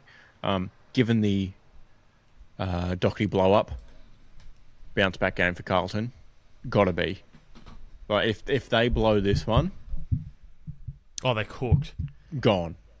Especially if they blow it at half-time, they're fucked. Yes. Sell the team. Yeah. Just give all the resources to Tassie. Or Darwin or Cairns or literally Ship anyone else. Ship them off. There's enough Melbourne teams already out here. So yeah, correct. Yep. Correct. Ship them off. Richmond, like you said, no one really coming in besides Picks, fully committed to the rebuild. Delisted Kajitsky, Jag Kajitsky, and Camden McIntosh. Yeah. Otherwise, their team is like that team that always seems to find itself in the European leagues. They're all just young boys. Nice. Yeah, it is very much young boys FC at the moment. Which hopefully they don't do the North method. Yeah. Yeah. Hopefully they don't just cook it completely. I think they're off to a better start though in not trying to dust off a good old coach from yesteryear. Yeah. I think if you build with something different, it's a rebuild. It's a rebuild, not a early Gold Coast Suns plug and play. Yeah. So Clarkson walked into North and put up walls and windows in the buildings that were the Chernobyl of North Melbourne Football Club. Yes. Whereas Richmond have gone, nah, mate, steamroll the cunt. Mm-hmm. Start fresh. Go again. And So probably more sensible. Yeah. Pencil in Richmond to finish above North Melbourne this year, just to really rub it in. Ooh. That's a spicy take. Yeah, I don't think North are going to be good. Don't skip ahead. I don't think they're going to be good, but I don't know, young boys. Young boys have sometimes they can just play exciting football like they did 2 games last year. Yeah. I mean, you're not wrong. Sometimes they are exciting. But I think North Melbourne finish over young boys. Yeah, we'll find out. Yeah. Yeah, well, I'm not gambling on it. Just to clarify. No. This I is would just absolutely words never only. bet on this. Yeah, Yeah. This is there's absolutely no wager involved. Not financial advice. No, you'd struggle to find a market for this. Now, Friday night we've got Bombers and the Hawks at the G. that's what everyone wanted. Everyone wanted fucking primetime television. Essendon Football Club. Mm-hmm. That's what everyone heard. That's what the AFL heard from everyone last year. Hey mate, we didn't actually get enough Essendon Thursday, Friday night. Can we just have more of it? 2026. Yep. Give it to them. First game up. First game up. Give them a 60-point loss against the Hawthorn Football Club at 7:40 p.m. Australian Eastern Daylight Time at the MCG on Friday night. They're getting absolutely fucking hammered because my season prediction for Essendon is Braden Fiorini certainly won't be the difference maker. They're going to be bad. Great guy, I'm sure. Oh, and good football player. Good enough football player. The team stinks. The team is no good. Let's go through the outs. Fiorini is essentially the only in, besides a bunch of shock young boys, 3 of which are confirmed to play this week for the Bombers. 3 debutants. They're really running back last year, aren't they? They're just fucking... It's debutants every week for these blokes. Just full send. Yeah. VFL 2s. Like, get them all up. Auskick kids. Get the Mate, young boys up. If you're in the fucking Essendon area, you'll be playing Friday night. 5 bench slots. One of those is yours. Come down for a run. We need numbers. Is what they're saying out at the hangar. Free tryouts. Yeah. We'll shout you a pie and a beer after the game. if you're over 18. Otherwise, or a lemon squash. Hit them with a lemon squash. Powerade and a beer after the game. Powerade and a beer if you're under 18. And a pie and a beer. Now, outs from Essendon are Sam Draper, Todd Goldstein. Both big outs. Size alone. Yeah. Who needs rucks anyway? Ben Hobbs, Jaden Laverde. Your mate. Yeah. My mate. Luhrmann, Lual, Jai Menzies, Dylan Shiel, and possibly the dumbest delisting is Oscar Smart. Nice. Thanks. I think Shiel going out is actually kind of funny. I thought he was, he's actually, even though he's old, he still had an impact compared to the young boys. Mm-hmm. But I guess maybe it cost too much or whatever, who knows. I still don't know the rules about how much you get paid. So no one does. We know the ballpark, we know the rough figures, but no one knows exactly how much anyone's paid, which is the annoying thing about football. That and bring back weights. I want to see how big the big boys are. Yeah, and I want verified heights. I want heights next to rulers. Or 2 rulers. Some of these boys are big. Yeah. I don't just want to see a listed one and then it's like Kevin Durant. Yeah. KD 6'10", but taller than 7'1" players on the court. Yeah. Interesting. Weird. I would also like the league to confirm that heights are measured with boots on, because that's what you're playing. Oh. Or at least sneakers. Obviously, you stud sink into the grass a bit. Yeah, well, boots are only about this thick after you sink in the whole way. Yeah, but that's still another couple centimeters. Yeah, okay. I want shoes off. Why? Because then it's an even playing field. Oh, you just want to play shoes off completely? No. I want to confirm their numbers of shoes off. But that's not how they play. If you play on a really hard ground, or if you play on a wet ground, height's going to be different then. Correct. I just give me the raw height. Just give me... I'll die on this hill. I'm trying to remove variables here, mate. Okay? That's the scientific process.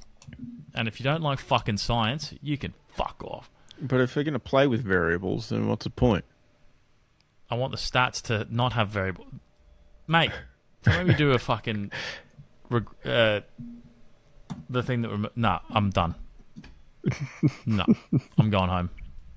Right, anyway, Essendon locked in definite absolute bottom 3. Yeah, not according to the experts, which I think is fucking insane. Just quietly. Where do the experts have them? Experts have them. Barrett has them bottom 4 in 15th. Mm-hmm. Bastiani has them 15. Riley Beveridge, idiot, has them 14th. Now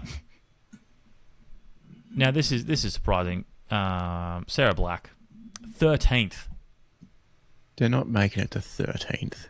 They're absolutely not making it to 13th. And Port Adelaide, they're absolutely not finishing below Essendon. Not a chance. Josh Gablich might be my guy. He's got him 17th. Good. Yes, that's where they should be. Yeah. Oh, Gablich is that one. Yeah, no. He has generally decent opinions. Yes. Yeah. Nathan Schmuck is a bit of a schmuck and has them at 14th. Cal Twomey is generally pretty good and he's got him at 15th. 15th seems pretty fine. Pretty fine. Michael Whiting agrees with you, third last. Yeah, good. Shout out Michael Whiting. Queensland-based reporter for the AFL. Based. So, yeah, look, they're going to be bad. So I picked Hawthorn in summary. Yes, correct. Yep. By 60. Big showing, please, fellas.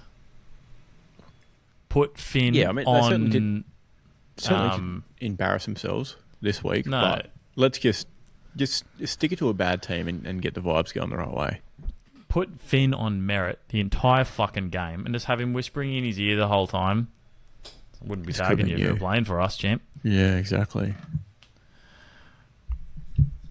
And just, that'd be fine. This could be us, but you playing. Yeah.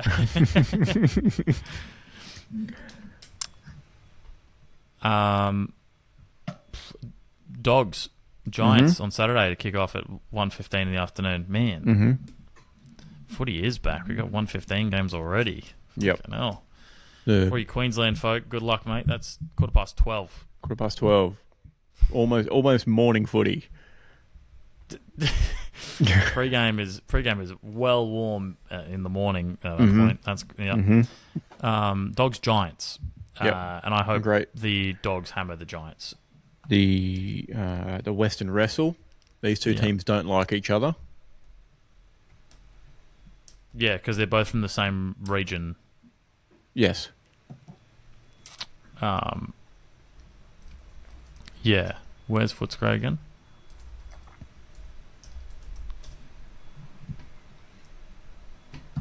Like north of Melbourne? Yeah, northwest-ish. Slightly northwest. Yeah, so about as west as me throwing a fucking shoe at my front door. Yeah. Which is actually north, that direction. They're the Greater Western Melbourne Bulldogs. Yeah, absolutely not taking that one. They're the biggest in the West. I'm okay with either team winning here for the mental gymnastics of Bulldogs beat Giants.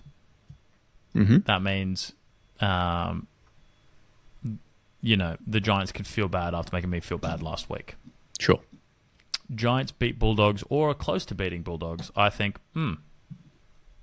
they're good.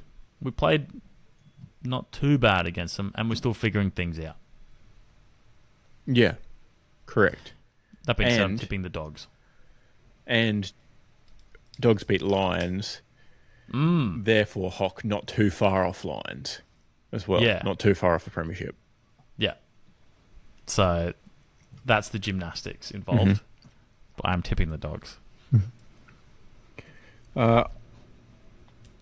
I'm tipping Dogs on, I think, injury alone. Yeah.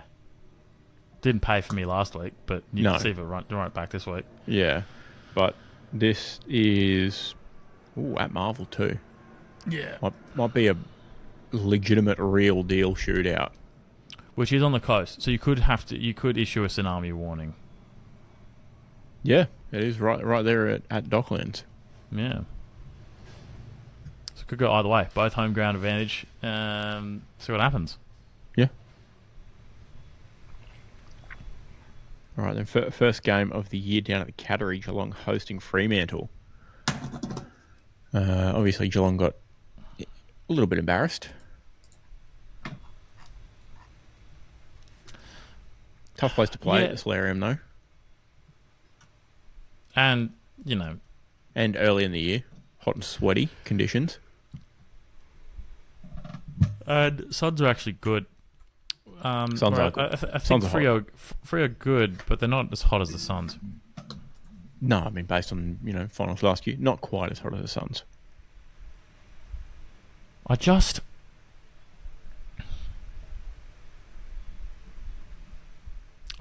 don't know. Freo bringing in Mason Cox for his supplemental selection, giving him a run to fill a Liam Reedy-sized hole for the potential first look at triple ruck option of the year. Yep. I'm, banking on it here. We might get legitimate triple ruck option out of Fremantle because they're running the double ruck without a doubt. James Ash retired, Will Brody out, Nat Fyfe retired, Quinton Narkle retired, Michael Walters retired. There's fairly regular names in the Fremantle lineup now gone. I'm sad about James Ash not being there. Yeah, me too, actually.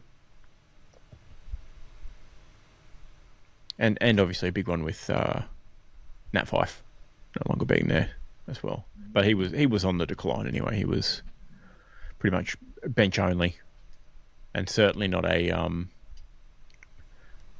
super sub like Luke Bruce sort of bench player. Yeah.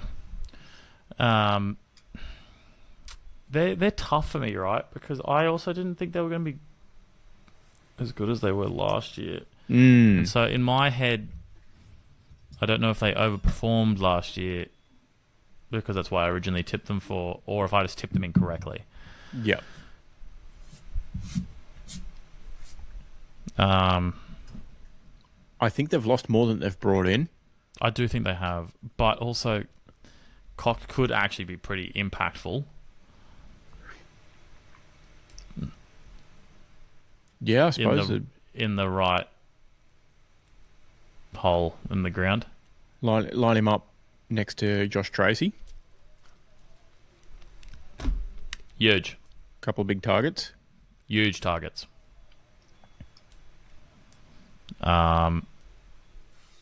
They do have some boys that just fucking fang a ball out of the centre as well, to be fair. I think I'm going to tip...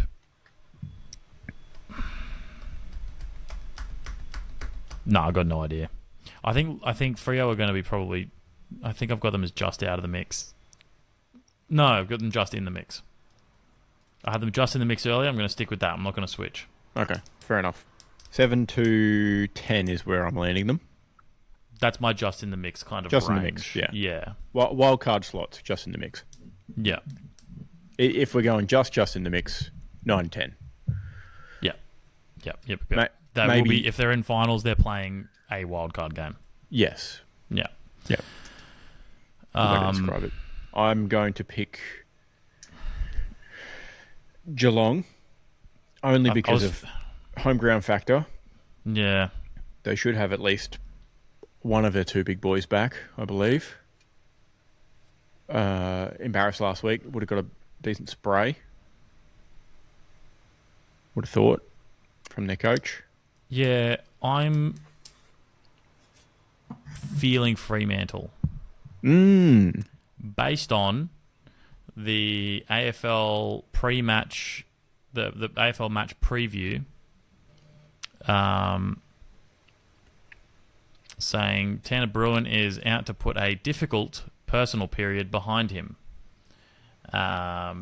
In which I would respond with, don't sexually assault someone allegedly. Allegedly. Yeah. He did have 31 touches on the weekend, to be fair. Yeah, well, maybe he should be asking for consent before touching it 31 times. 31 touches and one behind, I'll add.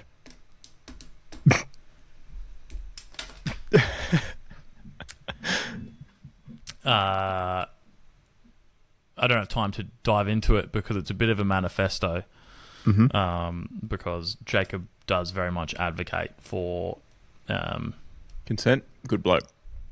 Yeah, known good bloke, advocates for safety of people. Literally, is part of a company called Safe. But did speak about the whole situation, and there was some media coverage of his trial or whatnot that essentially defamed the victim, which wasn't a super classy move. And just to clarify, he hasn't. I don't think, as far as I'm aware, he's not off scot-free. Like he's not confirmed that he didn't do it. It's just they couldn't confirm that he did do it. Sure. So just to clarify, he still could be I could be putting him in the same box as Jake Stringer. Correct. And I probably am. Hence, I'm going to tip Fremantle, even though the last time that these two teams played each other, Geelong beat them by double their score. I'm tipping them out of morals alone. Now, would this sway your opinion, perhaps, from 5 hours ago? Fremantle bracing for the prospect of losing Hayden Young and Brennan Cox for season opener. Yeah, my tip Geelong. I've just changed my tip to Geelong. Maybe without young Cox. Yeah, I might. I've just changed my tip to Geelong. It's too early in the season to go behind by 3 games. But Tanner Bruin, you're on fucking notice, mate. All right.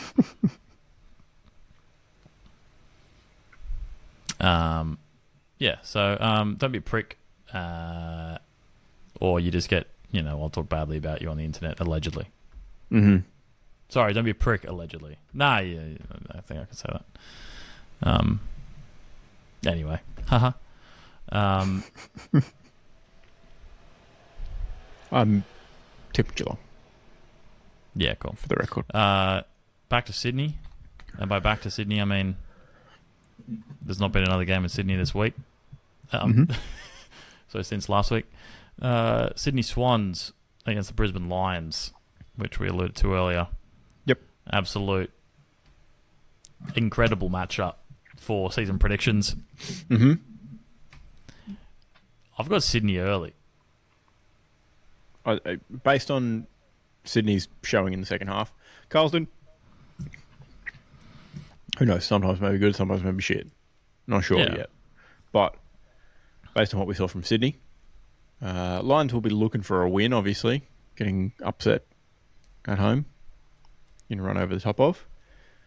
But Sydney at the SCG, back-to-back games, back-to-back weeks, I think they'll do it.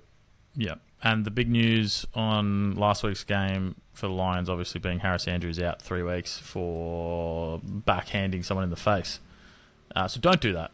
Yes. Don't knock people out with the back of your hand. No spinning back elbows. Yeah.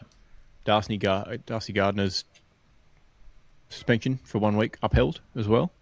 Yeah. So, legitimately, who is going to take on Charlie Cameron? Curnow. Charlie Curnow. Who's going to take on Charlie Curnow?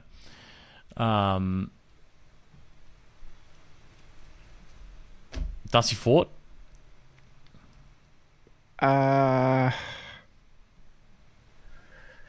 Not. Yeah. Curnow for 5. Probably not. Zach Bailey also suspended until round 3. That's not great. He's quite good. He's quite good. Who's also quite good? Hugh McCluggage, calf injury out for 1 to 2 weeks. You can no longer say he's underrated either. So there you go. Yeah, true. Yeah. But yeah, Brisbane, I very banged up, very suspended, in for a bad time at SCG, I think.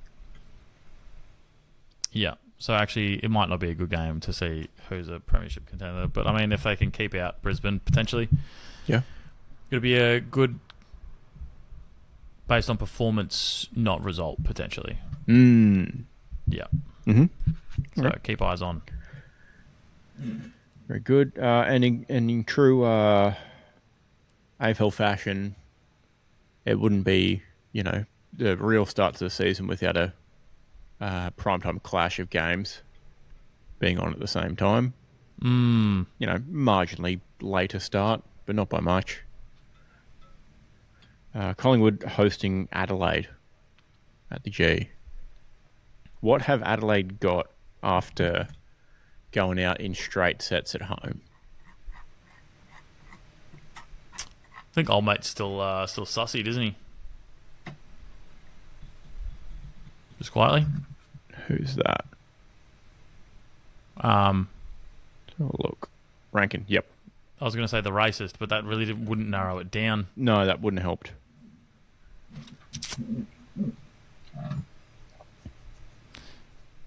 Are Collingwood's 2 big boys still out? I think one of them is back. Darcy Moore, expected to be back. Needs to prove fitness at training on Thursday. Jeremy Howe, still out. For a week. 1 week, yeah. Could be okay, but they do have lots of big blokes. They do have a fair few big blokes, the old Adelaide Crows. They do. That didn't help in the speed of finals, but it might help regular season, perhaps. Yeah, I mean, Howe was there in finals, though, I feel. Yeah. Howe was quite good. But I might tip the upset on this one. Not a huge load of changes on Adelaide's list as well. Kalmaichi coming in. Yeah. And I think it's tough to tip Collingwood, given that they didn't really kick a lot past. Wasn't a sensational showing against St Kilda. No. Oh, and hold on. What have Collingwood got other than the Dacos brothers? The Dacos brothers. Thilthorpe is potentially in. Yeah. With a test. Oh, Mark Kane's out. Forgot about that. Dan Curtin's also out.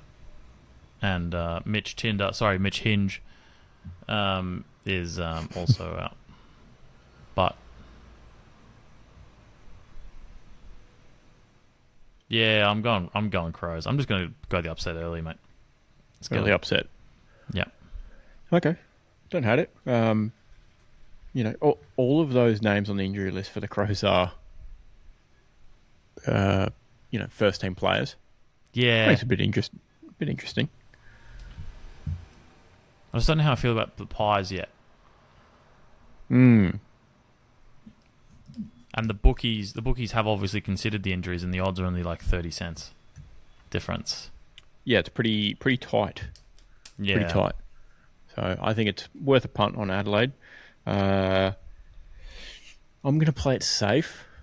Take Collingwood at the G again. I'm already behind, so I'm just going to go behind more, I guess. Yeah, fair enough. Yeah. All right, then on to Sunday at Marvel. Two teams we haven't seen anything of yet. North Melbourne and Port Adelaide. Yeah, so as alluded to earlier, North going to be bad. Yeah, they're not going to be good. We know that for sure. They're 15 through 18. Yeah, if they're lucky 14. Yeah. Someone else has to be bad for them to be better. Another team has to be bad. West Coast, Richmond, maybe. Essendon. That puts them at 15th. Yeah, you can't. Off the top of my head, I'm not throwing another team under North Melbourne yet. No, something pretty drastic would have to happen, I think, mid-season for me to think differently about what's going to happen here. So, yeah, North can be bad. Lock in bottom 3 even, to be honest. Yeah, most likely. They could definitely still perform better than Essendon, though. I think that's going to be trash. They could. They've got more slightly older boys. Charlie Spargo moving across from regular Melbourne to North Melbourne. So a bit of experience in a winning side coming across might be handy. I'm on paper, North Melbourne's midfield shouldn't be bad, really. No, it's just their defense and their forwards. Their attack should be okay. Yeah, their attack should be okay. Pretty good. Just their defense, really. And like their general attitude and the way they go about the game. But besides that, and their general inability to win, besides all those points, they're going to be bottom 4. Anyway, on the other side of the coin, we've got Port Adelaide. Yep. Changes. They've recruited a bunch of B and C listers. Yeah. Yeah, pretty much. Yep. Their midfield was already pretty good. They had some vibes retirements. Travis Boak. Obviously, old head around. Losing that influence. Know what you're going to get kind of bloke is the way you described him earlier. And so who's gonna be the calm head? Because it's not going to be Zach Butters. Certainly not. Spot on. Certainly not. Like I said, they bring in a few blokes here and there. Will Brodie, Corey Durden, Jacob Ware. Fill out the list, kind of fellas. Yeah. I'm not going to say they'll be threatening, but they should be better than North Melbourne. Oh yeah, sorry. I don't see them top 10. Though. I don't see them playing finals. No. They'll be 11th through to 13th. Oh, new coach or something though. New coach, yeah, true. New coach. So something different. New system. New systems don't necessarily work that great in the first year though, as well. So I'm going to sit with it. Look at Sydney last year, yeah. Yeah. So, 11 to 13 is very specific, but also I think they could maybe squeeze a 10. Well, tickle best case 10th. scenario, they tickle into 10th. I'm writing that down.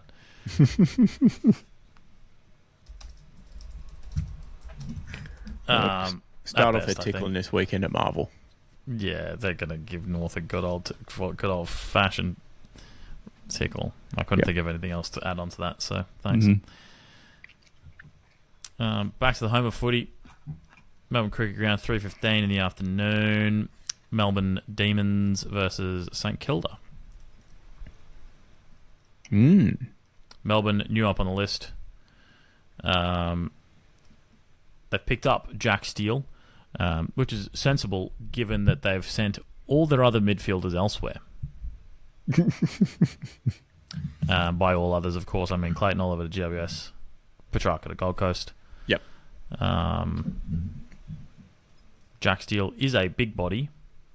Will put his head over ball. Will try and win game. True. He did it for X amount of years at the Saints. But try as he may, he didn't actually win game. Yeah, not a whole lot of luck. No. Don't think he's going to get a lot more luck at the D's. Yeah, probably not in their current setup, unfortunately, but it is what it is. D's obviously had Stevie May retiring, which we talked about last week. My check-in, I think, is a solid pickup. It's a solid in, yep. Yep, always good for one. Maybe even 2 goals Maybe a even game. 2, yeah. Yep. But yeah, I don't think their ins equal their outs at all. If Port 10 through 13 for me, then D's are 11 through 14. D's are right there with them. Yeah, they're really battling out for the chance to fight the actual person in 10th. Yes, correct. Correct. Spot on. I think they'll be, very much a similar category. Obviously bring CG in for a bit of dash. This is the... bit of dash, but not a lot of delivery. No. Dash. Focus on the dash. He's definitely fast. Yeah. This matchup being the Max Heath Jack Steele revenge game as well. I mean, the Saints didn't look phenomenal, but Jack Steele to fold Naz in half, ending season. Nah, not really. I think I will pick St Kilda because I've already picked one upset. I think you have. I think you have to. I have to. This could be legitimately Melbourne, though. I could see how it happens, but Melbourne's going to look so different. It happens from the ruck down. Yes, Max gone. But the problem is there's got to be some sort of connection between the ruck and whoever scores the goals. Max can't kick them all. Not every ball up or throw in is going to be in the forward 50. And they've got rid of their blokes that do the next bit. Yeah. It could happen. They could make it work. We just have they'll be completely different looking to what we've seen before. Yeah. So yeah. This is why I think it could happen, but I'm still tipping St Kilda. Just to clarify. Yeah. It's because it's so many unknowns. I'm gonna go St Kilda as well. I think we're going to see probably a fair bit of Cozzy Pickett through the middle, but I would argue. Yeah. I don't think that's where you want him. No, I would argue same thing as the Wizard. Yeah, you 100%. You don't want him in there more than half a dozen times a game. Like it's a break glass to stop momentum, or break glass to land a knockout punch with the momentum. 100%. Not a very much agree. Not a every second restart. I'm going to go St Kilda, which, as we know, I don't know what rule it is in the book, but means that Melbourne's going to win. Potentially, this could be the year of the curse finally dissipating. Well, opening round didn't go too great. No, but that was... anything's possible. At 6:10 p.m. on Sunday, though, West Coast have got a bad draw here. They have flying all the way to the Gold Coast to get beaten by 150 points. That's not the score Gold Coast are kicking. That is the margin. It's going to be the margin. They're beaten by 150 points at People's First at 6:10 p.m. on Sunday. Yeah, it might be. It's going to be a drubbing. Yeah, without a doubt. I don't think we need to be too concerned with talking about the ins and outs of West Coast list. Don't think it makes much of a difference. I think the main difference might be Elliot Yeo, who isn't an in, but given that he didn't play last year due to injury, could be considered as a returning win. Yeah. At least as a calm head to teach Harley Reid how to fucking behave. What did I write down? I wrote down 1 billion draftees. Absolutely too soon to see impact over a season.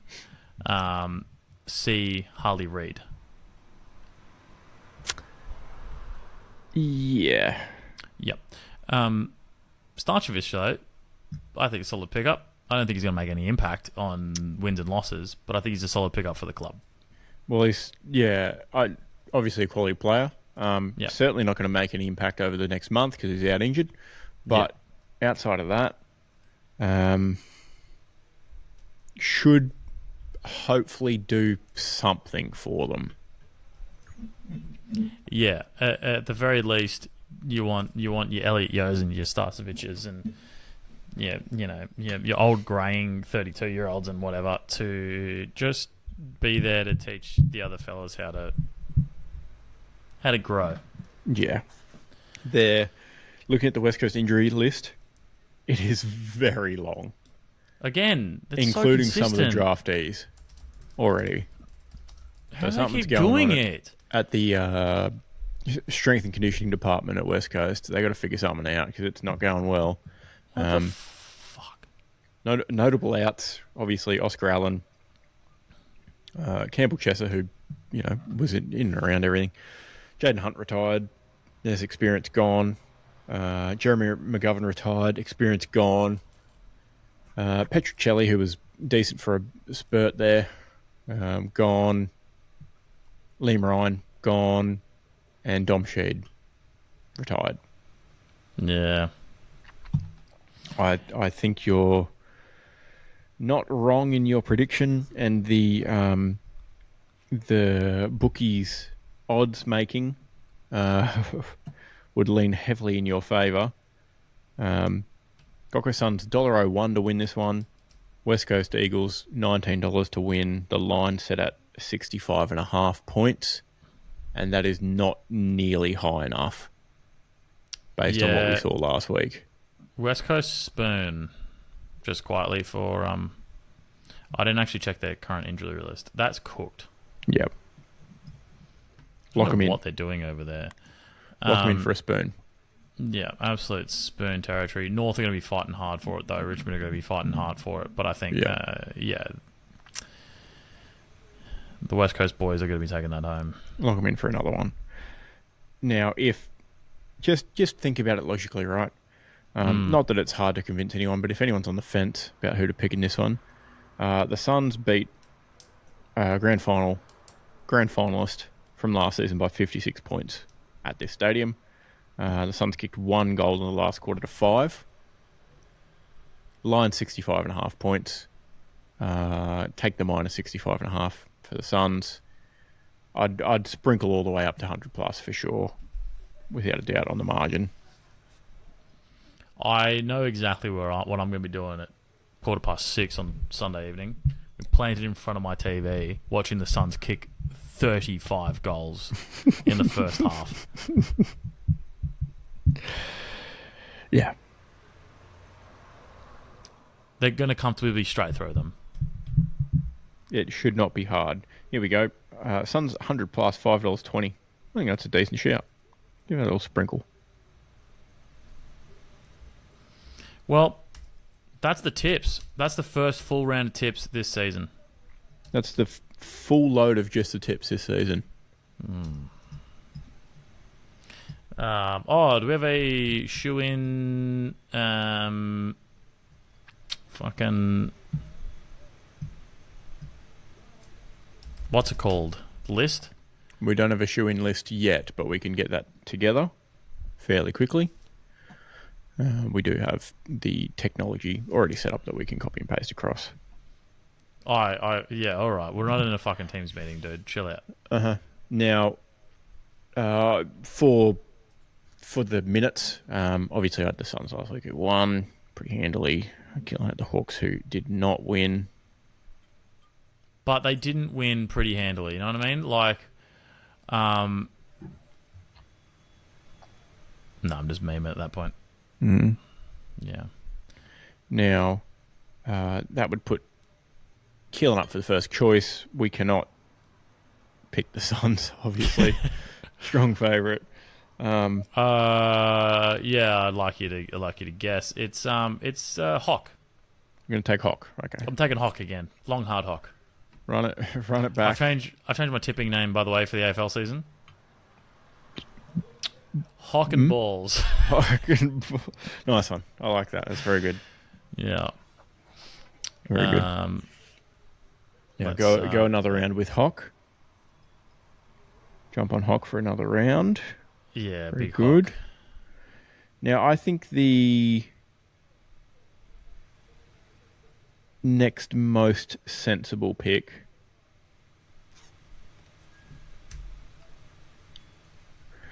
I mean, it's a bit ballsy. Uh-oh. It's not Hawk and Balls, but I think I've got to go Sydney. Oh, I don't hate that. Yeah. Could be an exceptional margin pick for you. That could be good. Mm. That could be very good. I think that's the next smartest pick.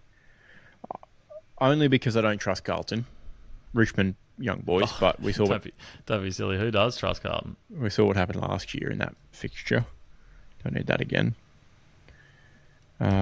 And I could see a path through everything. Besides Port, Port should have that one. Everything else, I can see a path of either team coming away with it. So let's go Swans. Love that for you. They're in the Showing of the Week document, which I've put in this year's season. Wow. Oh, wonderful. We're on fire. Crushing it. I've copied the one that you did that had you color code it and then it tells you if you won or lost or whatever. Yeah. Very lovely. Look, you go. I just need to write down margin from last week. I was negative 27. You were 56. Damn. Not a great start for me there.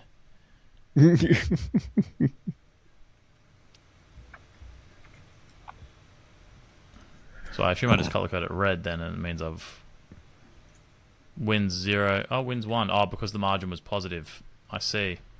Yeah, I think that's how it goes. I think I just highlighted it for yeah, nice. Yeah, for ease of scanning. Learner.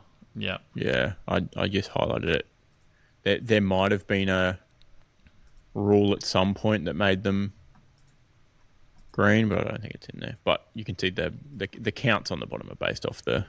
Yeah. Very sophisticated we are here at Storm on the Beach. Spreadsheets. Mm-hmm. We're all over them. Cool. Well, that's round 1. Tipped and shooed.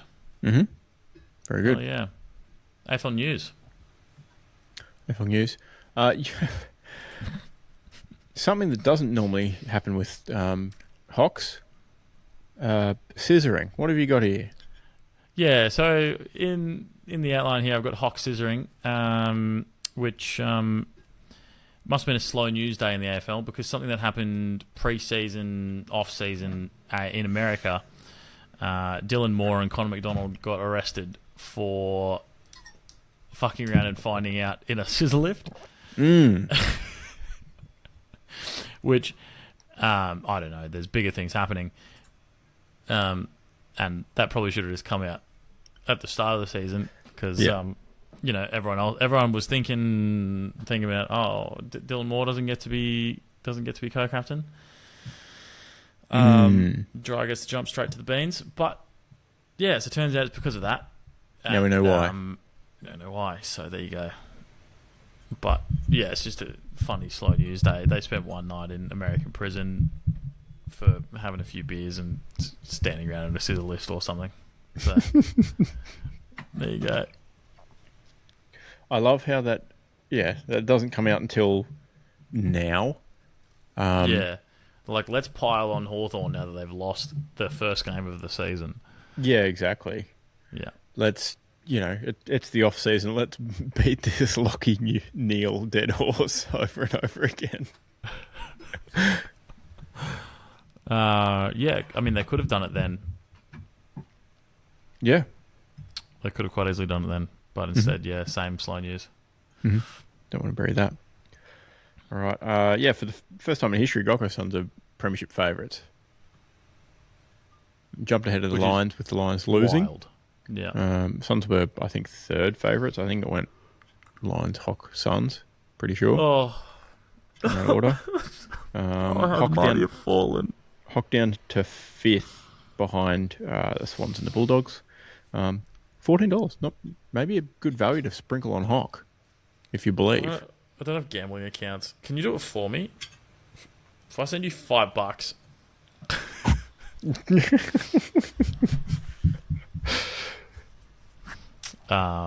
But no, yeah, that is actually good odds. Because in theory we'll have Will Day for most of the season, and we won't have a problem. So all good. Yeah, correct. But full credit to the boys. The Suns are in and around it.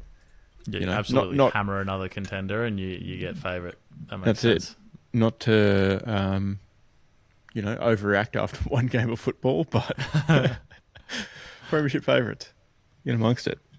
I mean, Arsenal fans are known to overreact after one game of football. Yeah. And while it didn't work for them for many years, it seems to be working for them for this year. Pending things are looking up. Pending the game against Manchester City, that could just completely topsy-turvy everything for them. Mm-hmm. Sorry, I didn't mean to skip ahead there. No. I think that's good. I think that's fine.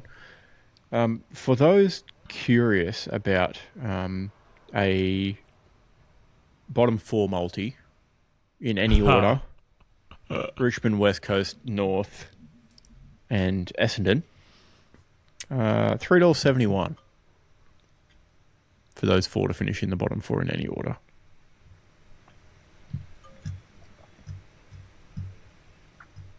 Look, given that it's 4 teams out of 18, those are pretty cheap odds, right? But when you consider those 4 teams, who they are, and how easy that is, turning your $1 into $3.71, put the house on it, because that's happening. Now here's something. This might be this boosts the odds a little bit. We know West Coast win the spoon, right? We've locked that in. Yeah. So lock that in. Add the other 3 to finish out the bottom 4 in any order. $6.99. That's a little bit better value. You get around that. Hold on. The rest of them are any order. Yeah. Bottom wild. Bottom 4 finish for the others. Wild. I'd say that is guaranteed. I mean, there's a whole season of footy to be played, but that's guaranteed result. Yeah. With West Coast winning the spoon, and then the other 3 all bottom 4. Obviously not going to be last. It's free money. It's This just is not about financial free money. advice. Yeah. Go with your head not over it. But that is free money. According to the odds makers, the next most likely teams to finish bottom 4 are the D's. Sure, but theoretically they should be better than the others. Yep. And Carlton. Sure, but also, based on their list, should be better than the others. And then Port Adelaide. Brutal. Yeah. Oh, they've got Carlton finishing lower than Port then. Yeah, so wow. Carlton is $2.50 to finish bottom 4. Port's $4.50. What the fuck? I mean, that could be reflex after getting absolutely fucking smoked. Oh, yeah, I think that's got to play into it a bit, for sure. Yeah. But still, don't Hilarious. take the 250 for Carlton to be bottom No. four. Take the other thing. Take the West Coast spoon, rest of the boys, for what, $6 or $7 or whatever it was. Yeah. It's a license to print money, that is. That's it. If you add your paycheck every week into the same wager, just over and over again, you won't be able to eat for the whole AFL season. But by the end of the season, you will have 7 times your entire income for the AFL season. Yeah, I mean, it's not a bad return for 6-month investment. 7 times your money. Find public housing. Unfortunately, it doesn't fucking exist in this country because we've just forgotten about it. And then eat at a soup kitchen from now until September. Yeah. Well, I imagine it'll be locked up before then, but yeah. Well, I just probably be obvious at that point. Yeah. That's fine. Do they pay out if none of these teams have won a game come round 10? Surely they'd pay out the spoon. They'd be like, yeah, tick. Yeah, you're done, mate. You can't possibly come back from that. Yeah. All right, and one last bit of AFL news is Port Adelaide unveiling a Guernsey for Gather Round. Getting ready to roll. Labelled there, fully charged. I'm going to see if I can do a little screen share action for you. Jump over to YouTube for this. If you go to their store page, there's a link halfway down. Shows you all better. of them. A bit Ooh, better, yeah. Very good. Yeah. So we've got very, very teal with black V with teal pinstripe on the inside. It's pretty nice. And there we go. Bit of a video for you. it's playing back poorly for me, but you'll notice in that video there is a T-shirt. And a run-out tee. And now the run-out tee is ticking the box of, it's basically them providing a long-sleeve Guernsey because the fit looks like it. Yeah. And it's got a collar as well. Whoops. But then the T-shirt, if you go to the link... Oh, go back. Sorry. I can't believe this. I'll get the link. Dangerous. They've also done a windbreaker by the looks. The T-shirt, which is the one with the V not filled in, is, I think, a really good idea as a supporter who maybe doesn't want to wear a T-shirt under a Guernsey when he goes to the game, but wants to rep the Guernsey. That makes sense. It's a little bit niche, but it's its own thing, but it's also close enough to just being their Guernsey that I think it's great. It's the same thing, just not filled in on the V. The V is just teal the whole way through. Yeah. My God, this website's taken so long to bloody. And then they've done a windbreaker in the aggressive teal with black and white predominantly as well. So that range overall is a hit from me. They've done a great job. Yeah, it's a bunch of winners, I would say. Oh my God, this web page is loading like we're running dial-up. Let's see if I found the edge of it. There we go. It was ticking down from the top down. That's wild. Yeah, it is a nice range. And they're calling it... Sorry, they're calling that the run-out tee. Oh, so I was reading it wrong. What's the next thing below then? Never mind. It is just a long-sleeve Guernsey. Sorry, they're doing titles below the thing. Below, yeah, fucking honestly. But then they do a title above for the fully charged range. Mm-hmm. Love that. Makes so much sense. So, B-tier web design, S-tier range. Yep. They've done a really good job. It's very good. Unfortunately, it's Port Adelaide, is what it is. Yeah. Well, I imagine we're going to see... Oh, actually, I wonder. I imagine we're going to see a Suns pink kit again. You'd assume. You're not home, so you could. But then it'll be red and white against pink.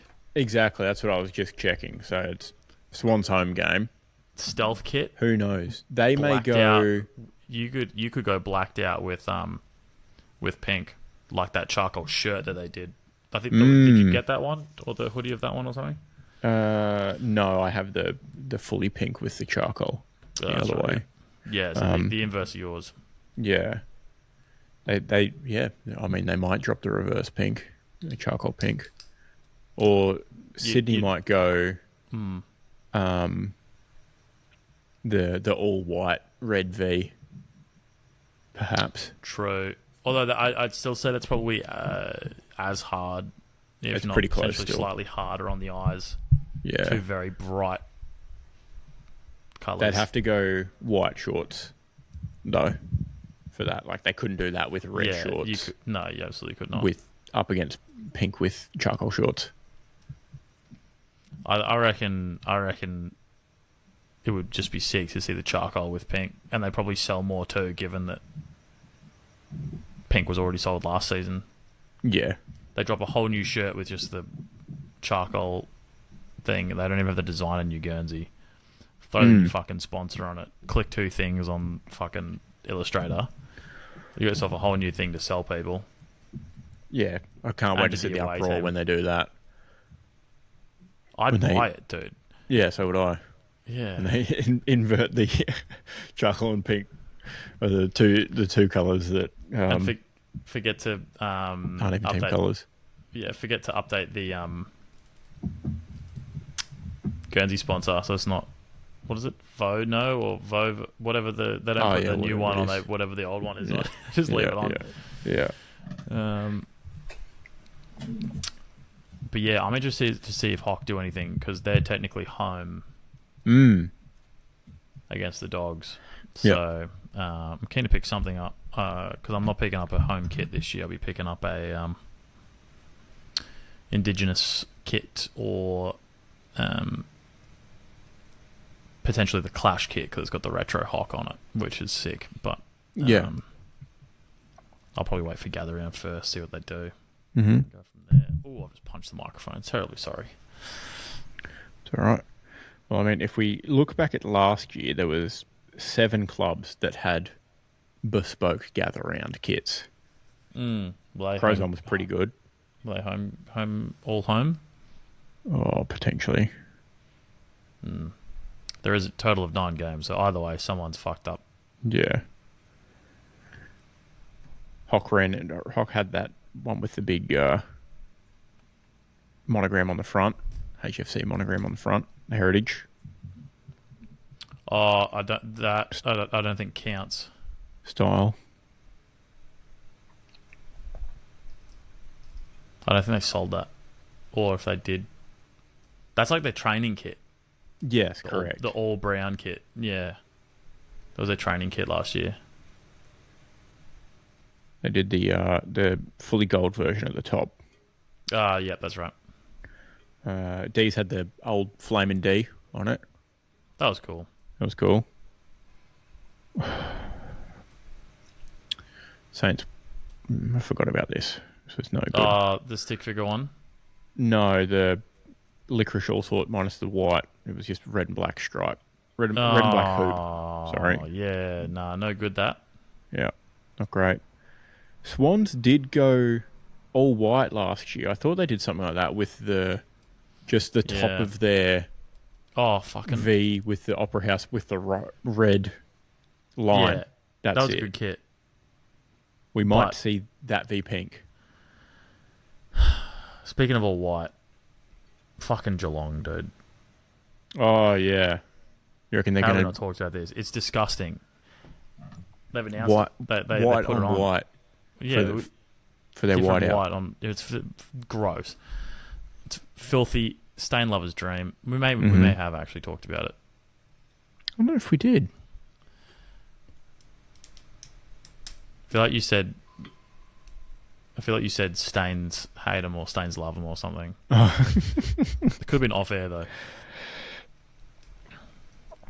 But yeah, hopefully we'll see some more Guernseys that come out. I mean, it's also around that time, obviously, that we get Anzac special shirts. Mm-hmm. So yeah, we'll be keeping our eyes peeled for some football specials. Yep, and then we'll not long after that they'll dust off the Indigenous kits. It's a great time to be a footy fan. It is a great time to be a footy fan. But yeah, the Geelong white on white for whatever whiteout matchup is going to be theirs this year. Goodness me. Buddy Omo's rubbing their hands together looking at that kit. Great deal, that one. Yeah. But I think that's footy. That might be all the footy. I'm just doing a quick scan of Geelong home games. Surely they wouldn't be ballsy enough to do it against a good team and lose it again, right? Pies have paid off Grundy's contract early. This just in. Oh. $700K of salary freed up or something.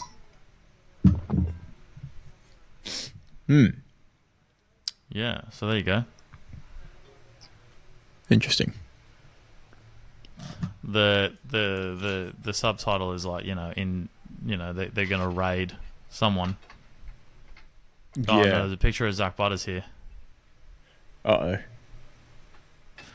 Oh, here you go. Never mind. We're all under fire here. You mostly, in fact. Twomey revealed Collingwood has eyes on 4 key stars. Zach Butters, Ben King, Bailey Humphrey, Zach Bailey. Mm-hmm. Interesting. You can have eyes on them, but they're going elsewhere, mate. Do you think Zach Butters, as a midfielder, surely you don't go, yeah, you know what, I want to play with, I'm playing a reasonably stacked midfield already, actually. I want to play with the Dacos brothers. I'm going to get plenty of game time with the Dacos brothers. Yeah. Suppose different role. Yeah, Bailey Humphrey was, deemed untouchable essentially by the club through last year when he was in talks with a few people and go home factor, etc. I don't think, especially after last week's game, I don't think they're getting his hands on him, and he's not out of contract until end of 2028. So yeah, good luck. It would take a haul of picks, and we're not in that mode anymore. Nope. We'll swap. You have no need. Yeah. Ben King. What do you offer someone that has it all? Exactly. That's right. Ben King, a little more worried about, I suppose. He's out of contract at the end of this season. If you guys play well, he's not leaving. Surely not. If we play well and the Pies aren't, then you absolutely would not let him go unless you had something else lined up for another key forward. Yeah, correct. And surely he wouldn't want to leave in that scenario, being the club's leading goal kicker, finally making it to a finals, hopefully deep into the finals this year. Obviously, premiership favourites. Get that around you a bit more, won't you? That one's the bigger question mark. But then again, I guess they're, I don't know, they might make a big play at Bailey Humphrey to fill the Nick Dacos to Tassie hole that's going to be left when he leaves. When he leaves and gets a $4 million signing bonus by the Tasmanian Football Club to live in Melbourne and play in Hobart. Fly down for training, fly back. Could be worse. Hour flight.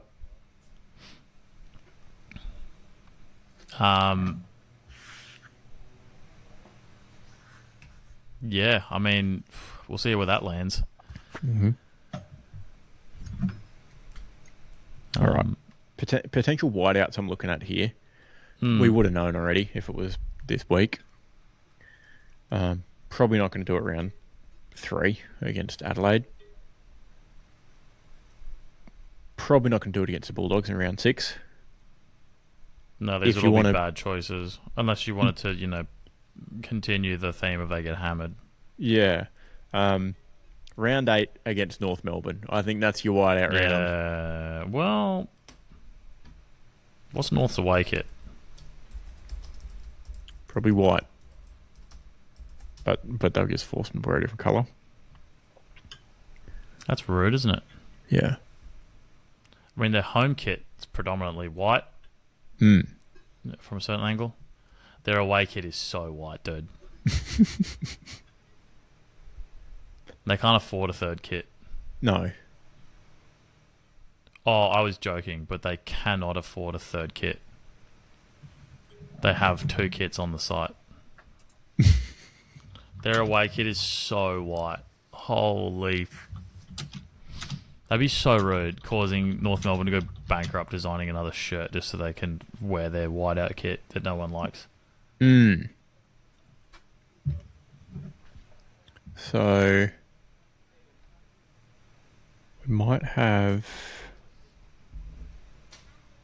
I mean, it seems silly, potentially.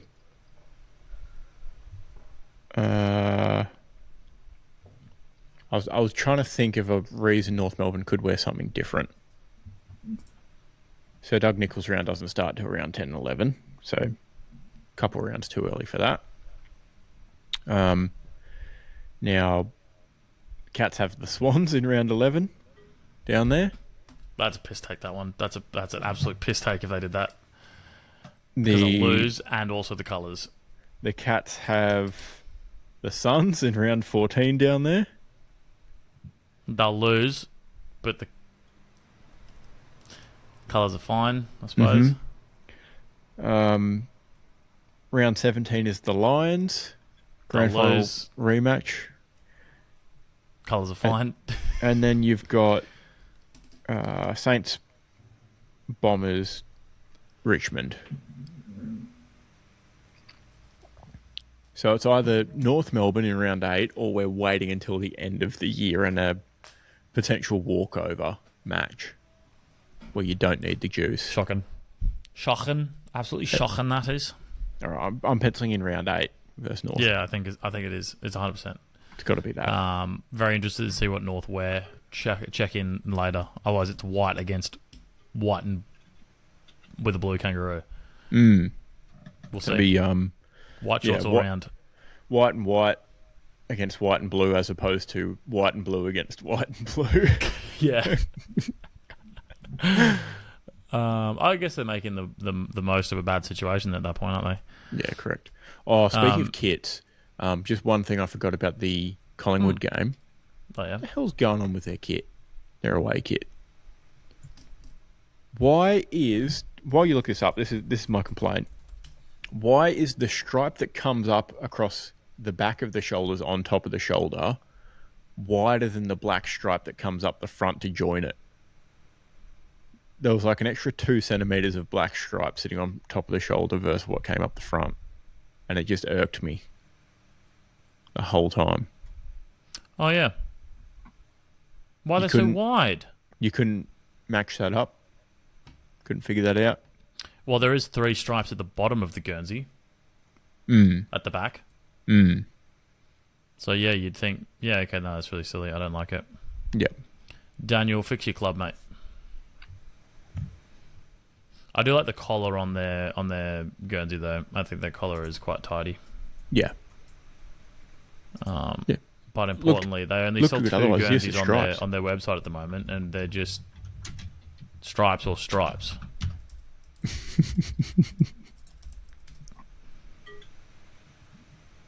At least Hawthorn has the I've just looked at the 2025 Guernseys. Oh my goodness, the 2025 Indigenous Guernseys for Hawthorn are $65 right now. Well, dangerous. Well, choice made. Oh, just bought it. I can look at their pink range, or I can look at... No, I'll look at the... Oh, they do have large in the gold indigenous. There you go. But yeah, at least Hawthorn's gone the hawk on the away on the clash kit, I should say, which is a lot more interesting than just the inverse of brown and gold. Yeah. So there you go. Under Armour doing this right. It seems a bit silly to call this home and clash. Oh, it's so dumb. The Suns have a home and away, which is the red on red, and the clash is the gold and the blue, and then they got the pink. Yeah, it should be home and away, not home and clash. Yeah, it's a significantly different color. Mm-hmm. Like it's there's no red involved. To call this clash, just in case you were coming up against a different team that wore black and white stripes, so you throw on white and black stripes. Like, it's legit. It's legit shocking. Yeah. Yeah. Anyway, at risk of shitting on the Collingwood Football Club some more, should we hit football in it? Yeah, do a bit of football in it. Yeah, there's a little bit of football in it. I've only got a little bit. One of them was almost a butcher status. Two of them are actually more almost a butcher status. I didn't quite put them in there because there was some other stuff kicking around. Wrexham got knocked out of the FA Cup when they played Chelsea the other day. They learnt what VAR is. When a late goal that they thought was scored got called off side. My favourite response to this is a American called Mike Herbert who says, Wrexham have been absolutely robbed here. They've not even drawn the line where the goalkeeper, I presume was meant to say was, but is on the platform X, formerly known as Twitter, so he had limited characters. Yep. Where the goalkeeper was quite clearly onside. That to say is that the goalkeeper was playing the Wrexham player onside, which is not how offside works. Because the goalkeeper was last man back. Anything to stop the USA getting through against the mighty Chelsea. American flag. So first of all, I was not aware that Chelsea played the US men's team. I didn't realise that Wrexham was in the US either. Yeah. And someone probably should teach this guy the offside rule, because that's shocking. That's bullshit. Yeah. That is. In good news, my next piece is Mo Salah scored his 254th goal in a Liverpool shirt against Wolves. Mm-hmm. Which is one more than Man United's all-time top goal scorer, Wayne Rooney. Nice one. Stinks to stink. And that's in his 9th season, which has been a bad season. To put in context, Alan Shearer scored 206 goals for Newcastle in 10 seasons. Henry was 8 seasons for 226. Wayne Rooney, 13 seasons for his 253. So Salah is up there. I just like anti-United content because they're above us at the moment. So, and final piece of news: have you seen how Chelsea Football Club take their kickoffs at the moment? I saw something about them huddling up around the football. Yep, they huddle up around the centre of the field before the game starts, around the football to trigger the opposition. It's so fucking cursed. But then they all have to get back on their side of the line, though. Correct, and they also do it, I think, both halves, so when the opposition kicks off too. Hence why opposition get grumpy. It just seems... I mean, if it's pissing people off... Anything you're about to say, correct. Yeah, it just seems so stupid because it's not like you... it's not like an American football formation where, they were doing silly things and they'll spin around in a circle and then they set up real quick and then snap and go. Yeah. Like, you're literally just... You break your huddle and you got to go back to where you're going to start anyway. Yep. And the only kickoff strategy really is... The only niche one you can really do is what a couple of teams do is they kick it to go basically out of bounds on the sideline near the corner flag to just hem in the opposition straight away. Yeah. And doing this huddle is not helping you. No. I guess if it's getting in people's heads... Just inviting the opposition to just run through you immediately afterwards because you're not in a real formation. Mm. Unless you do set up, in which case you defeated the purpose, and it's just fucking dumb. I hate it. I guess they've got to try something. They're above Liverpool at the moment. They can just if they could stop trying things and just start losing, that'd be swell. Yep. Yeah. But yeah, that's all for my football, innit? Premier League continues. And flip a coin? Yeah, let's flip a coin. Now, we mixed things up last week and got a win. Yeah, I feel like I flipped again last week, didn't I? You got a win, yes. Yeah. So it's my flip. It appeared. There we go. Flipping. Tails. Oh, hold on. Here we go. We might be back in business here. Don't say the proper line for that, though. No. I think we might be back in business. Right. Now, what we won't be able to work out, actually, if it is... whether or not it is the change of order, which it could be, very well. So far, that's working. Or if it's the fact that footy's back. And we won't know until September. Yeah. Yeah. That's unfortunate. Yeah, let me look at the calendar. Okay, so... That being said, we've got, 6 months straight of wins to pull out, 6.5 months straight of wins to pull out before we get there to determine. But we're on the right track. If we get 3 months of wins in a row, I think we just change it back for 1 week just to test the theory. Just to see. Yeah. But only if we get 3 months in a row. Yeah. Okay. I think if we go to the new financial year and we haven't lost... Oh, yeah. We'll do a little switch again, see what happens. That sounds good. Sounds like a good idea to me. Yeah. But we're officially back on a streak.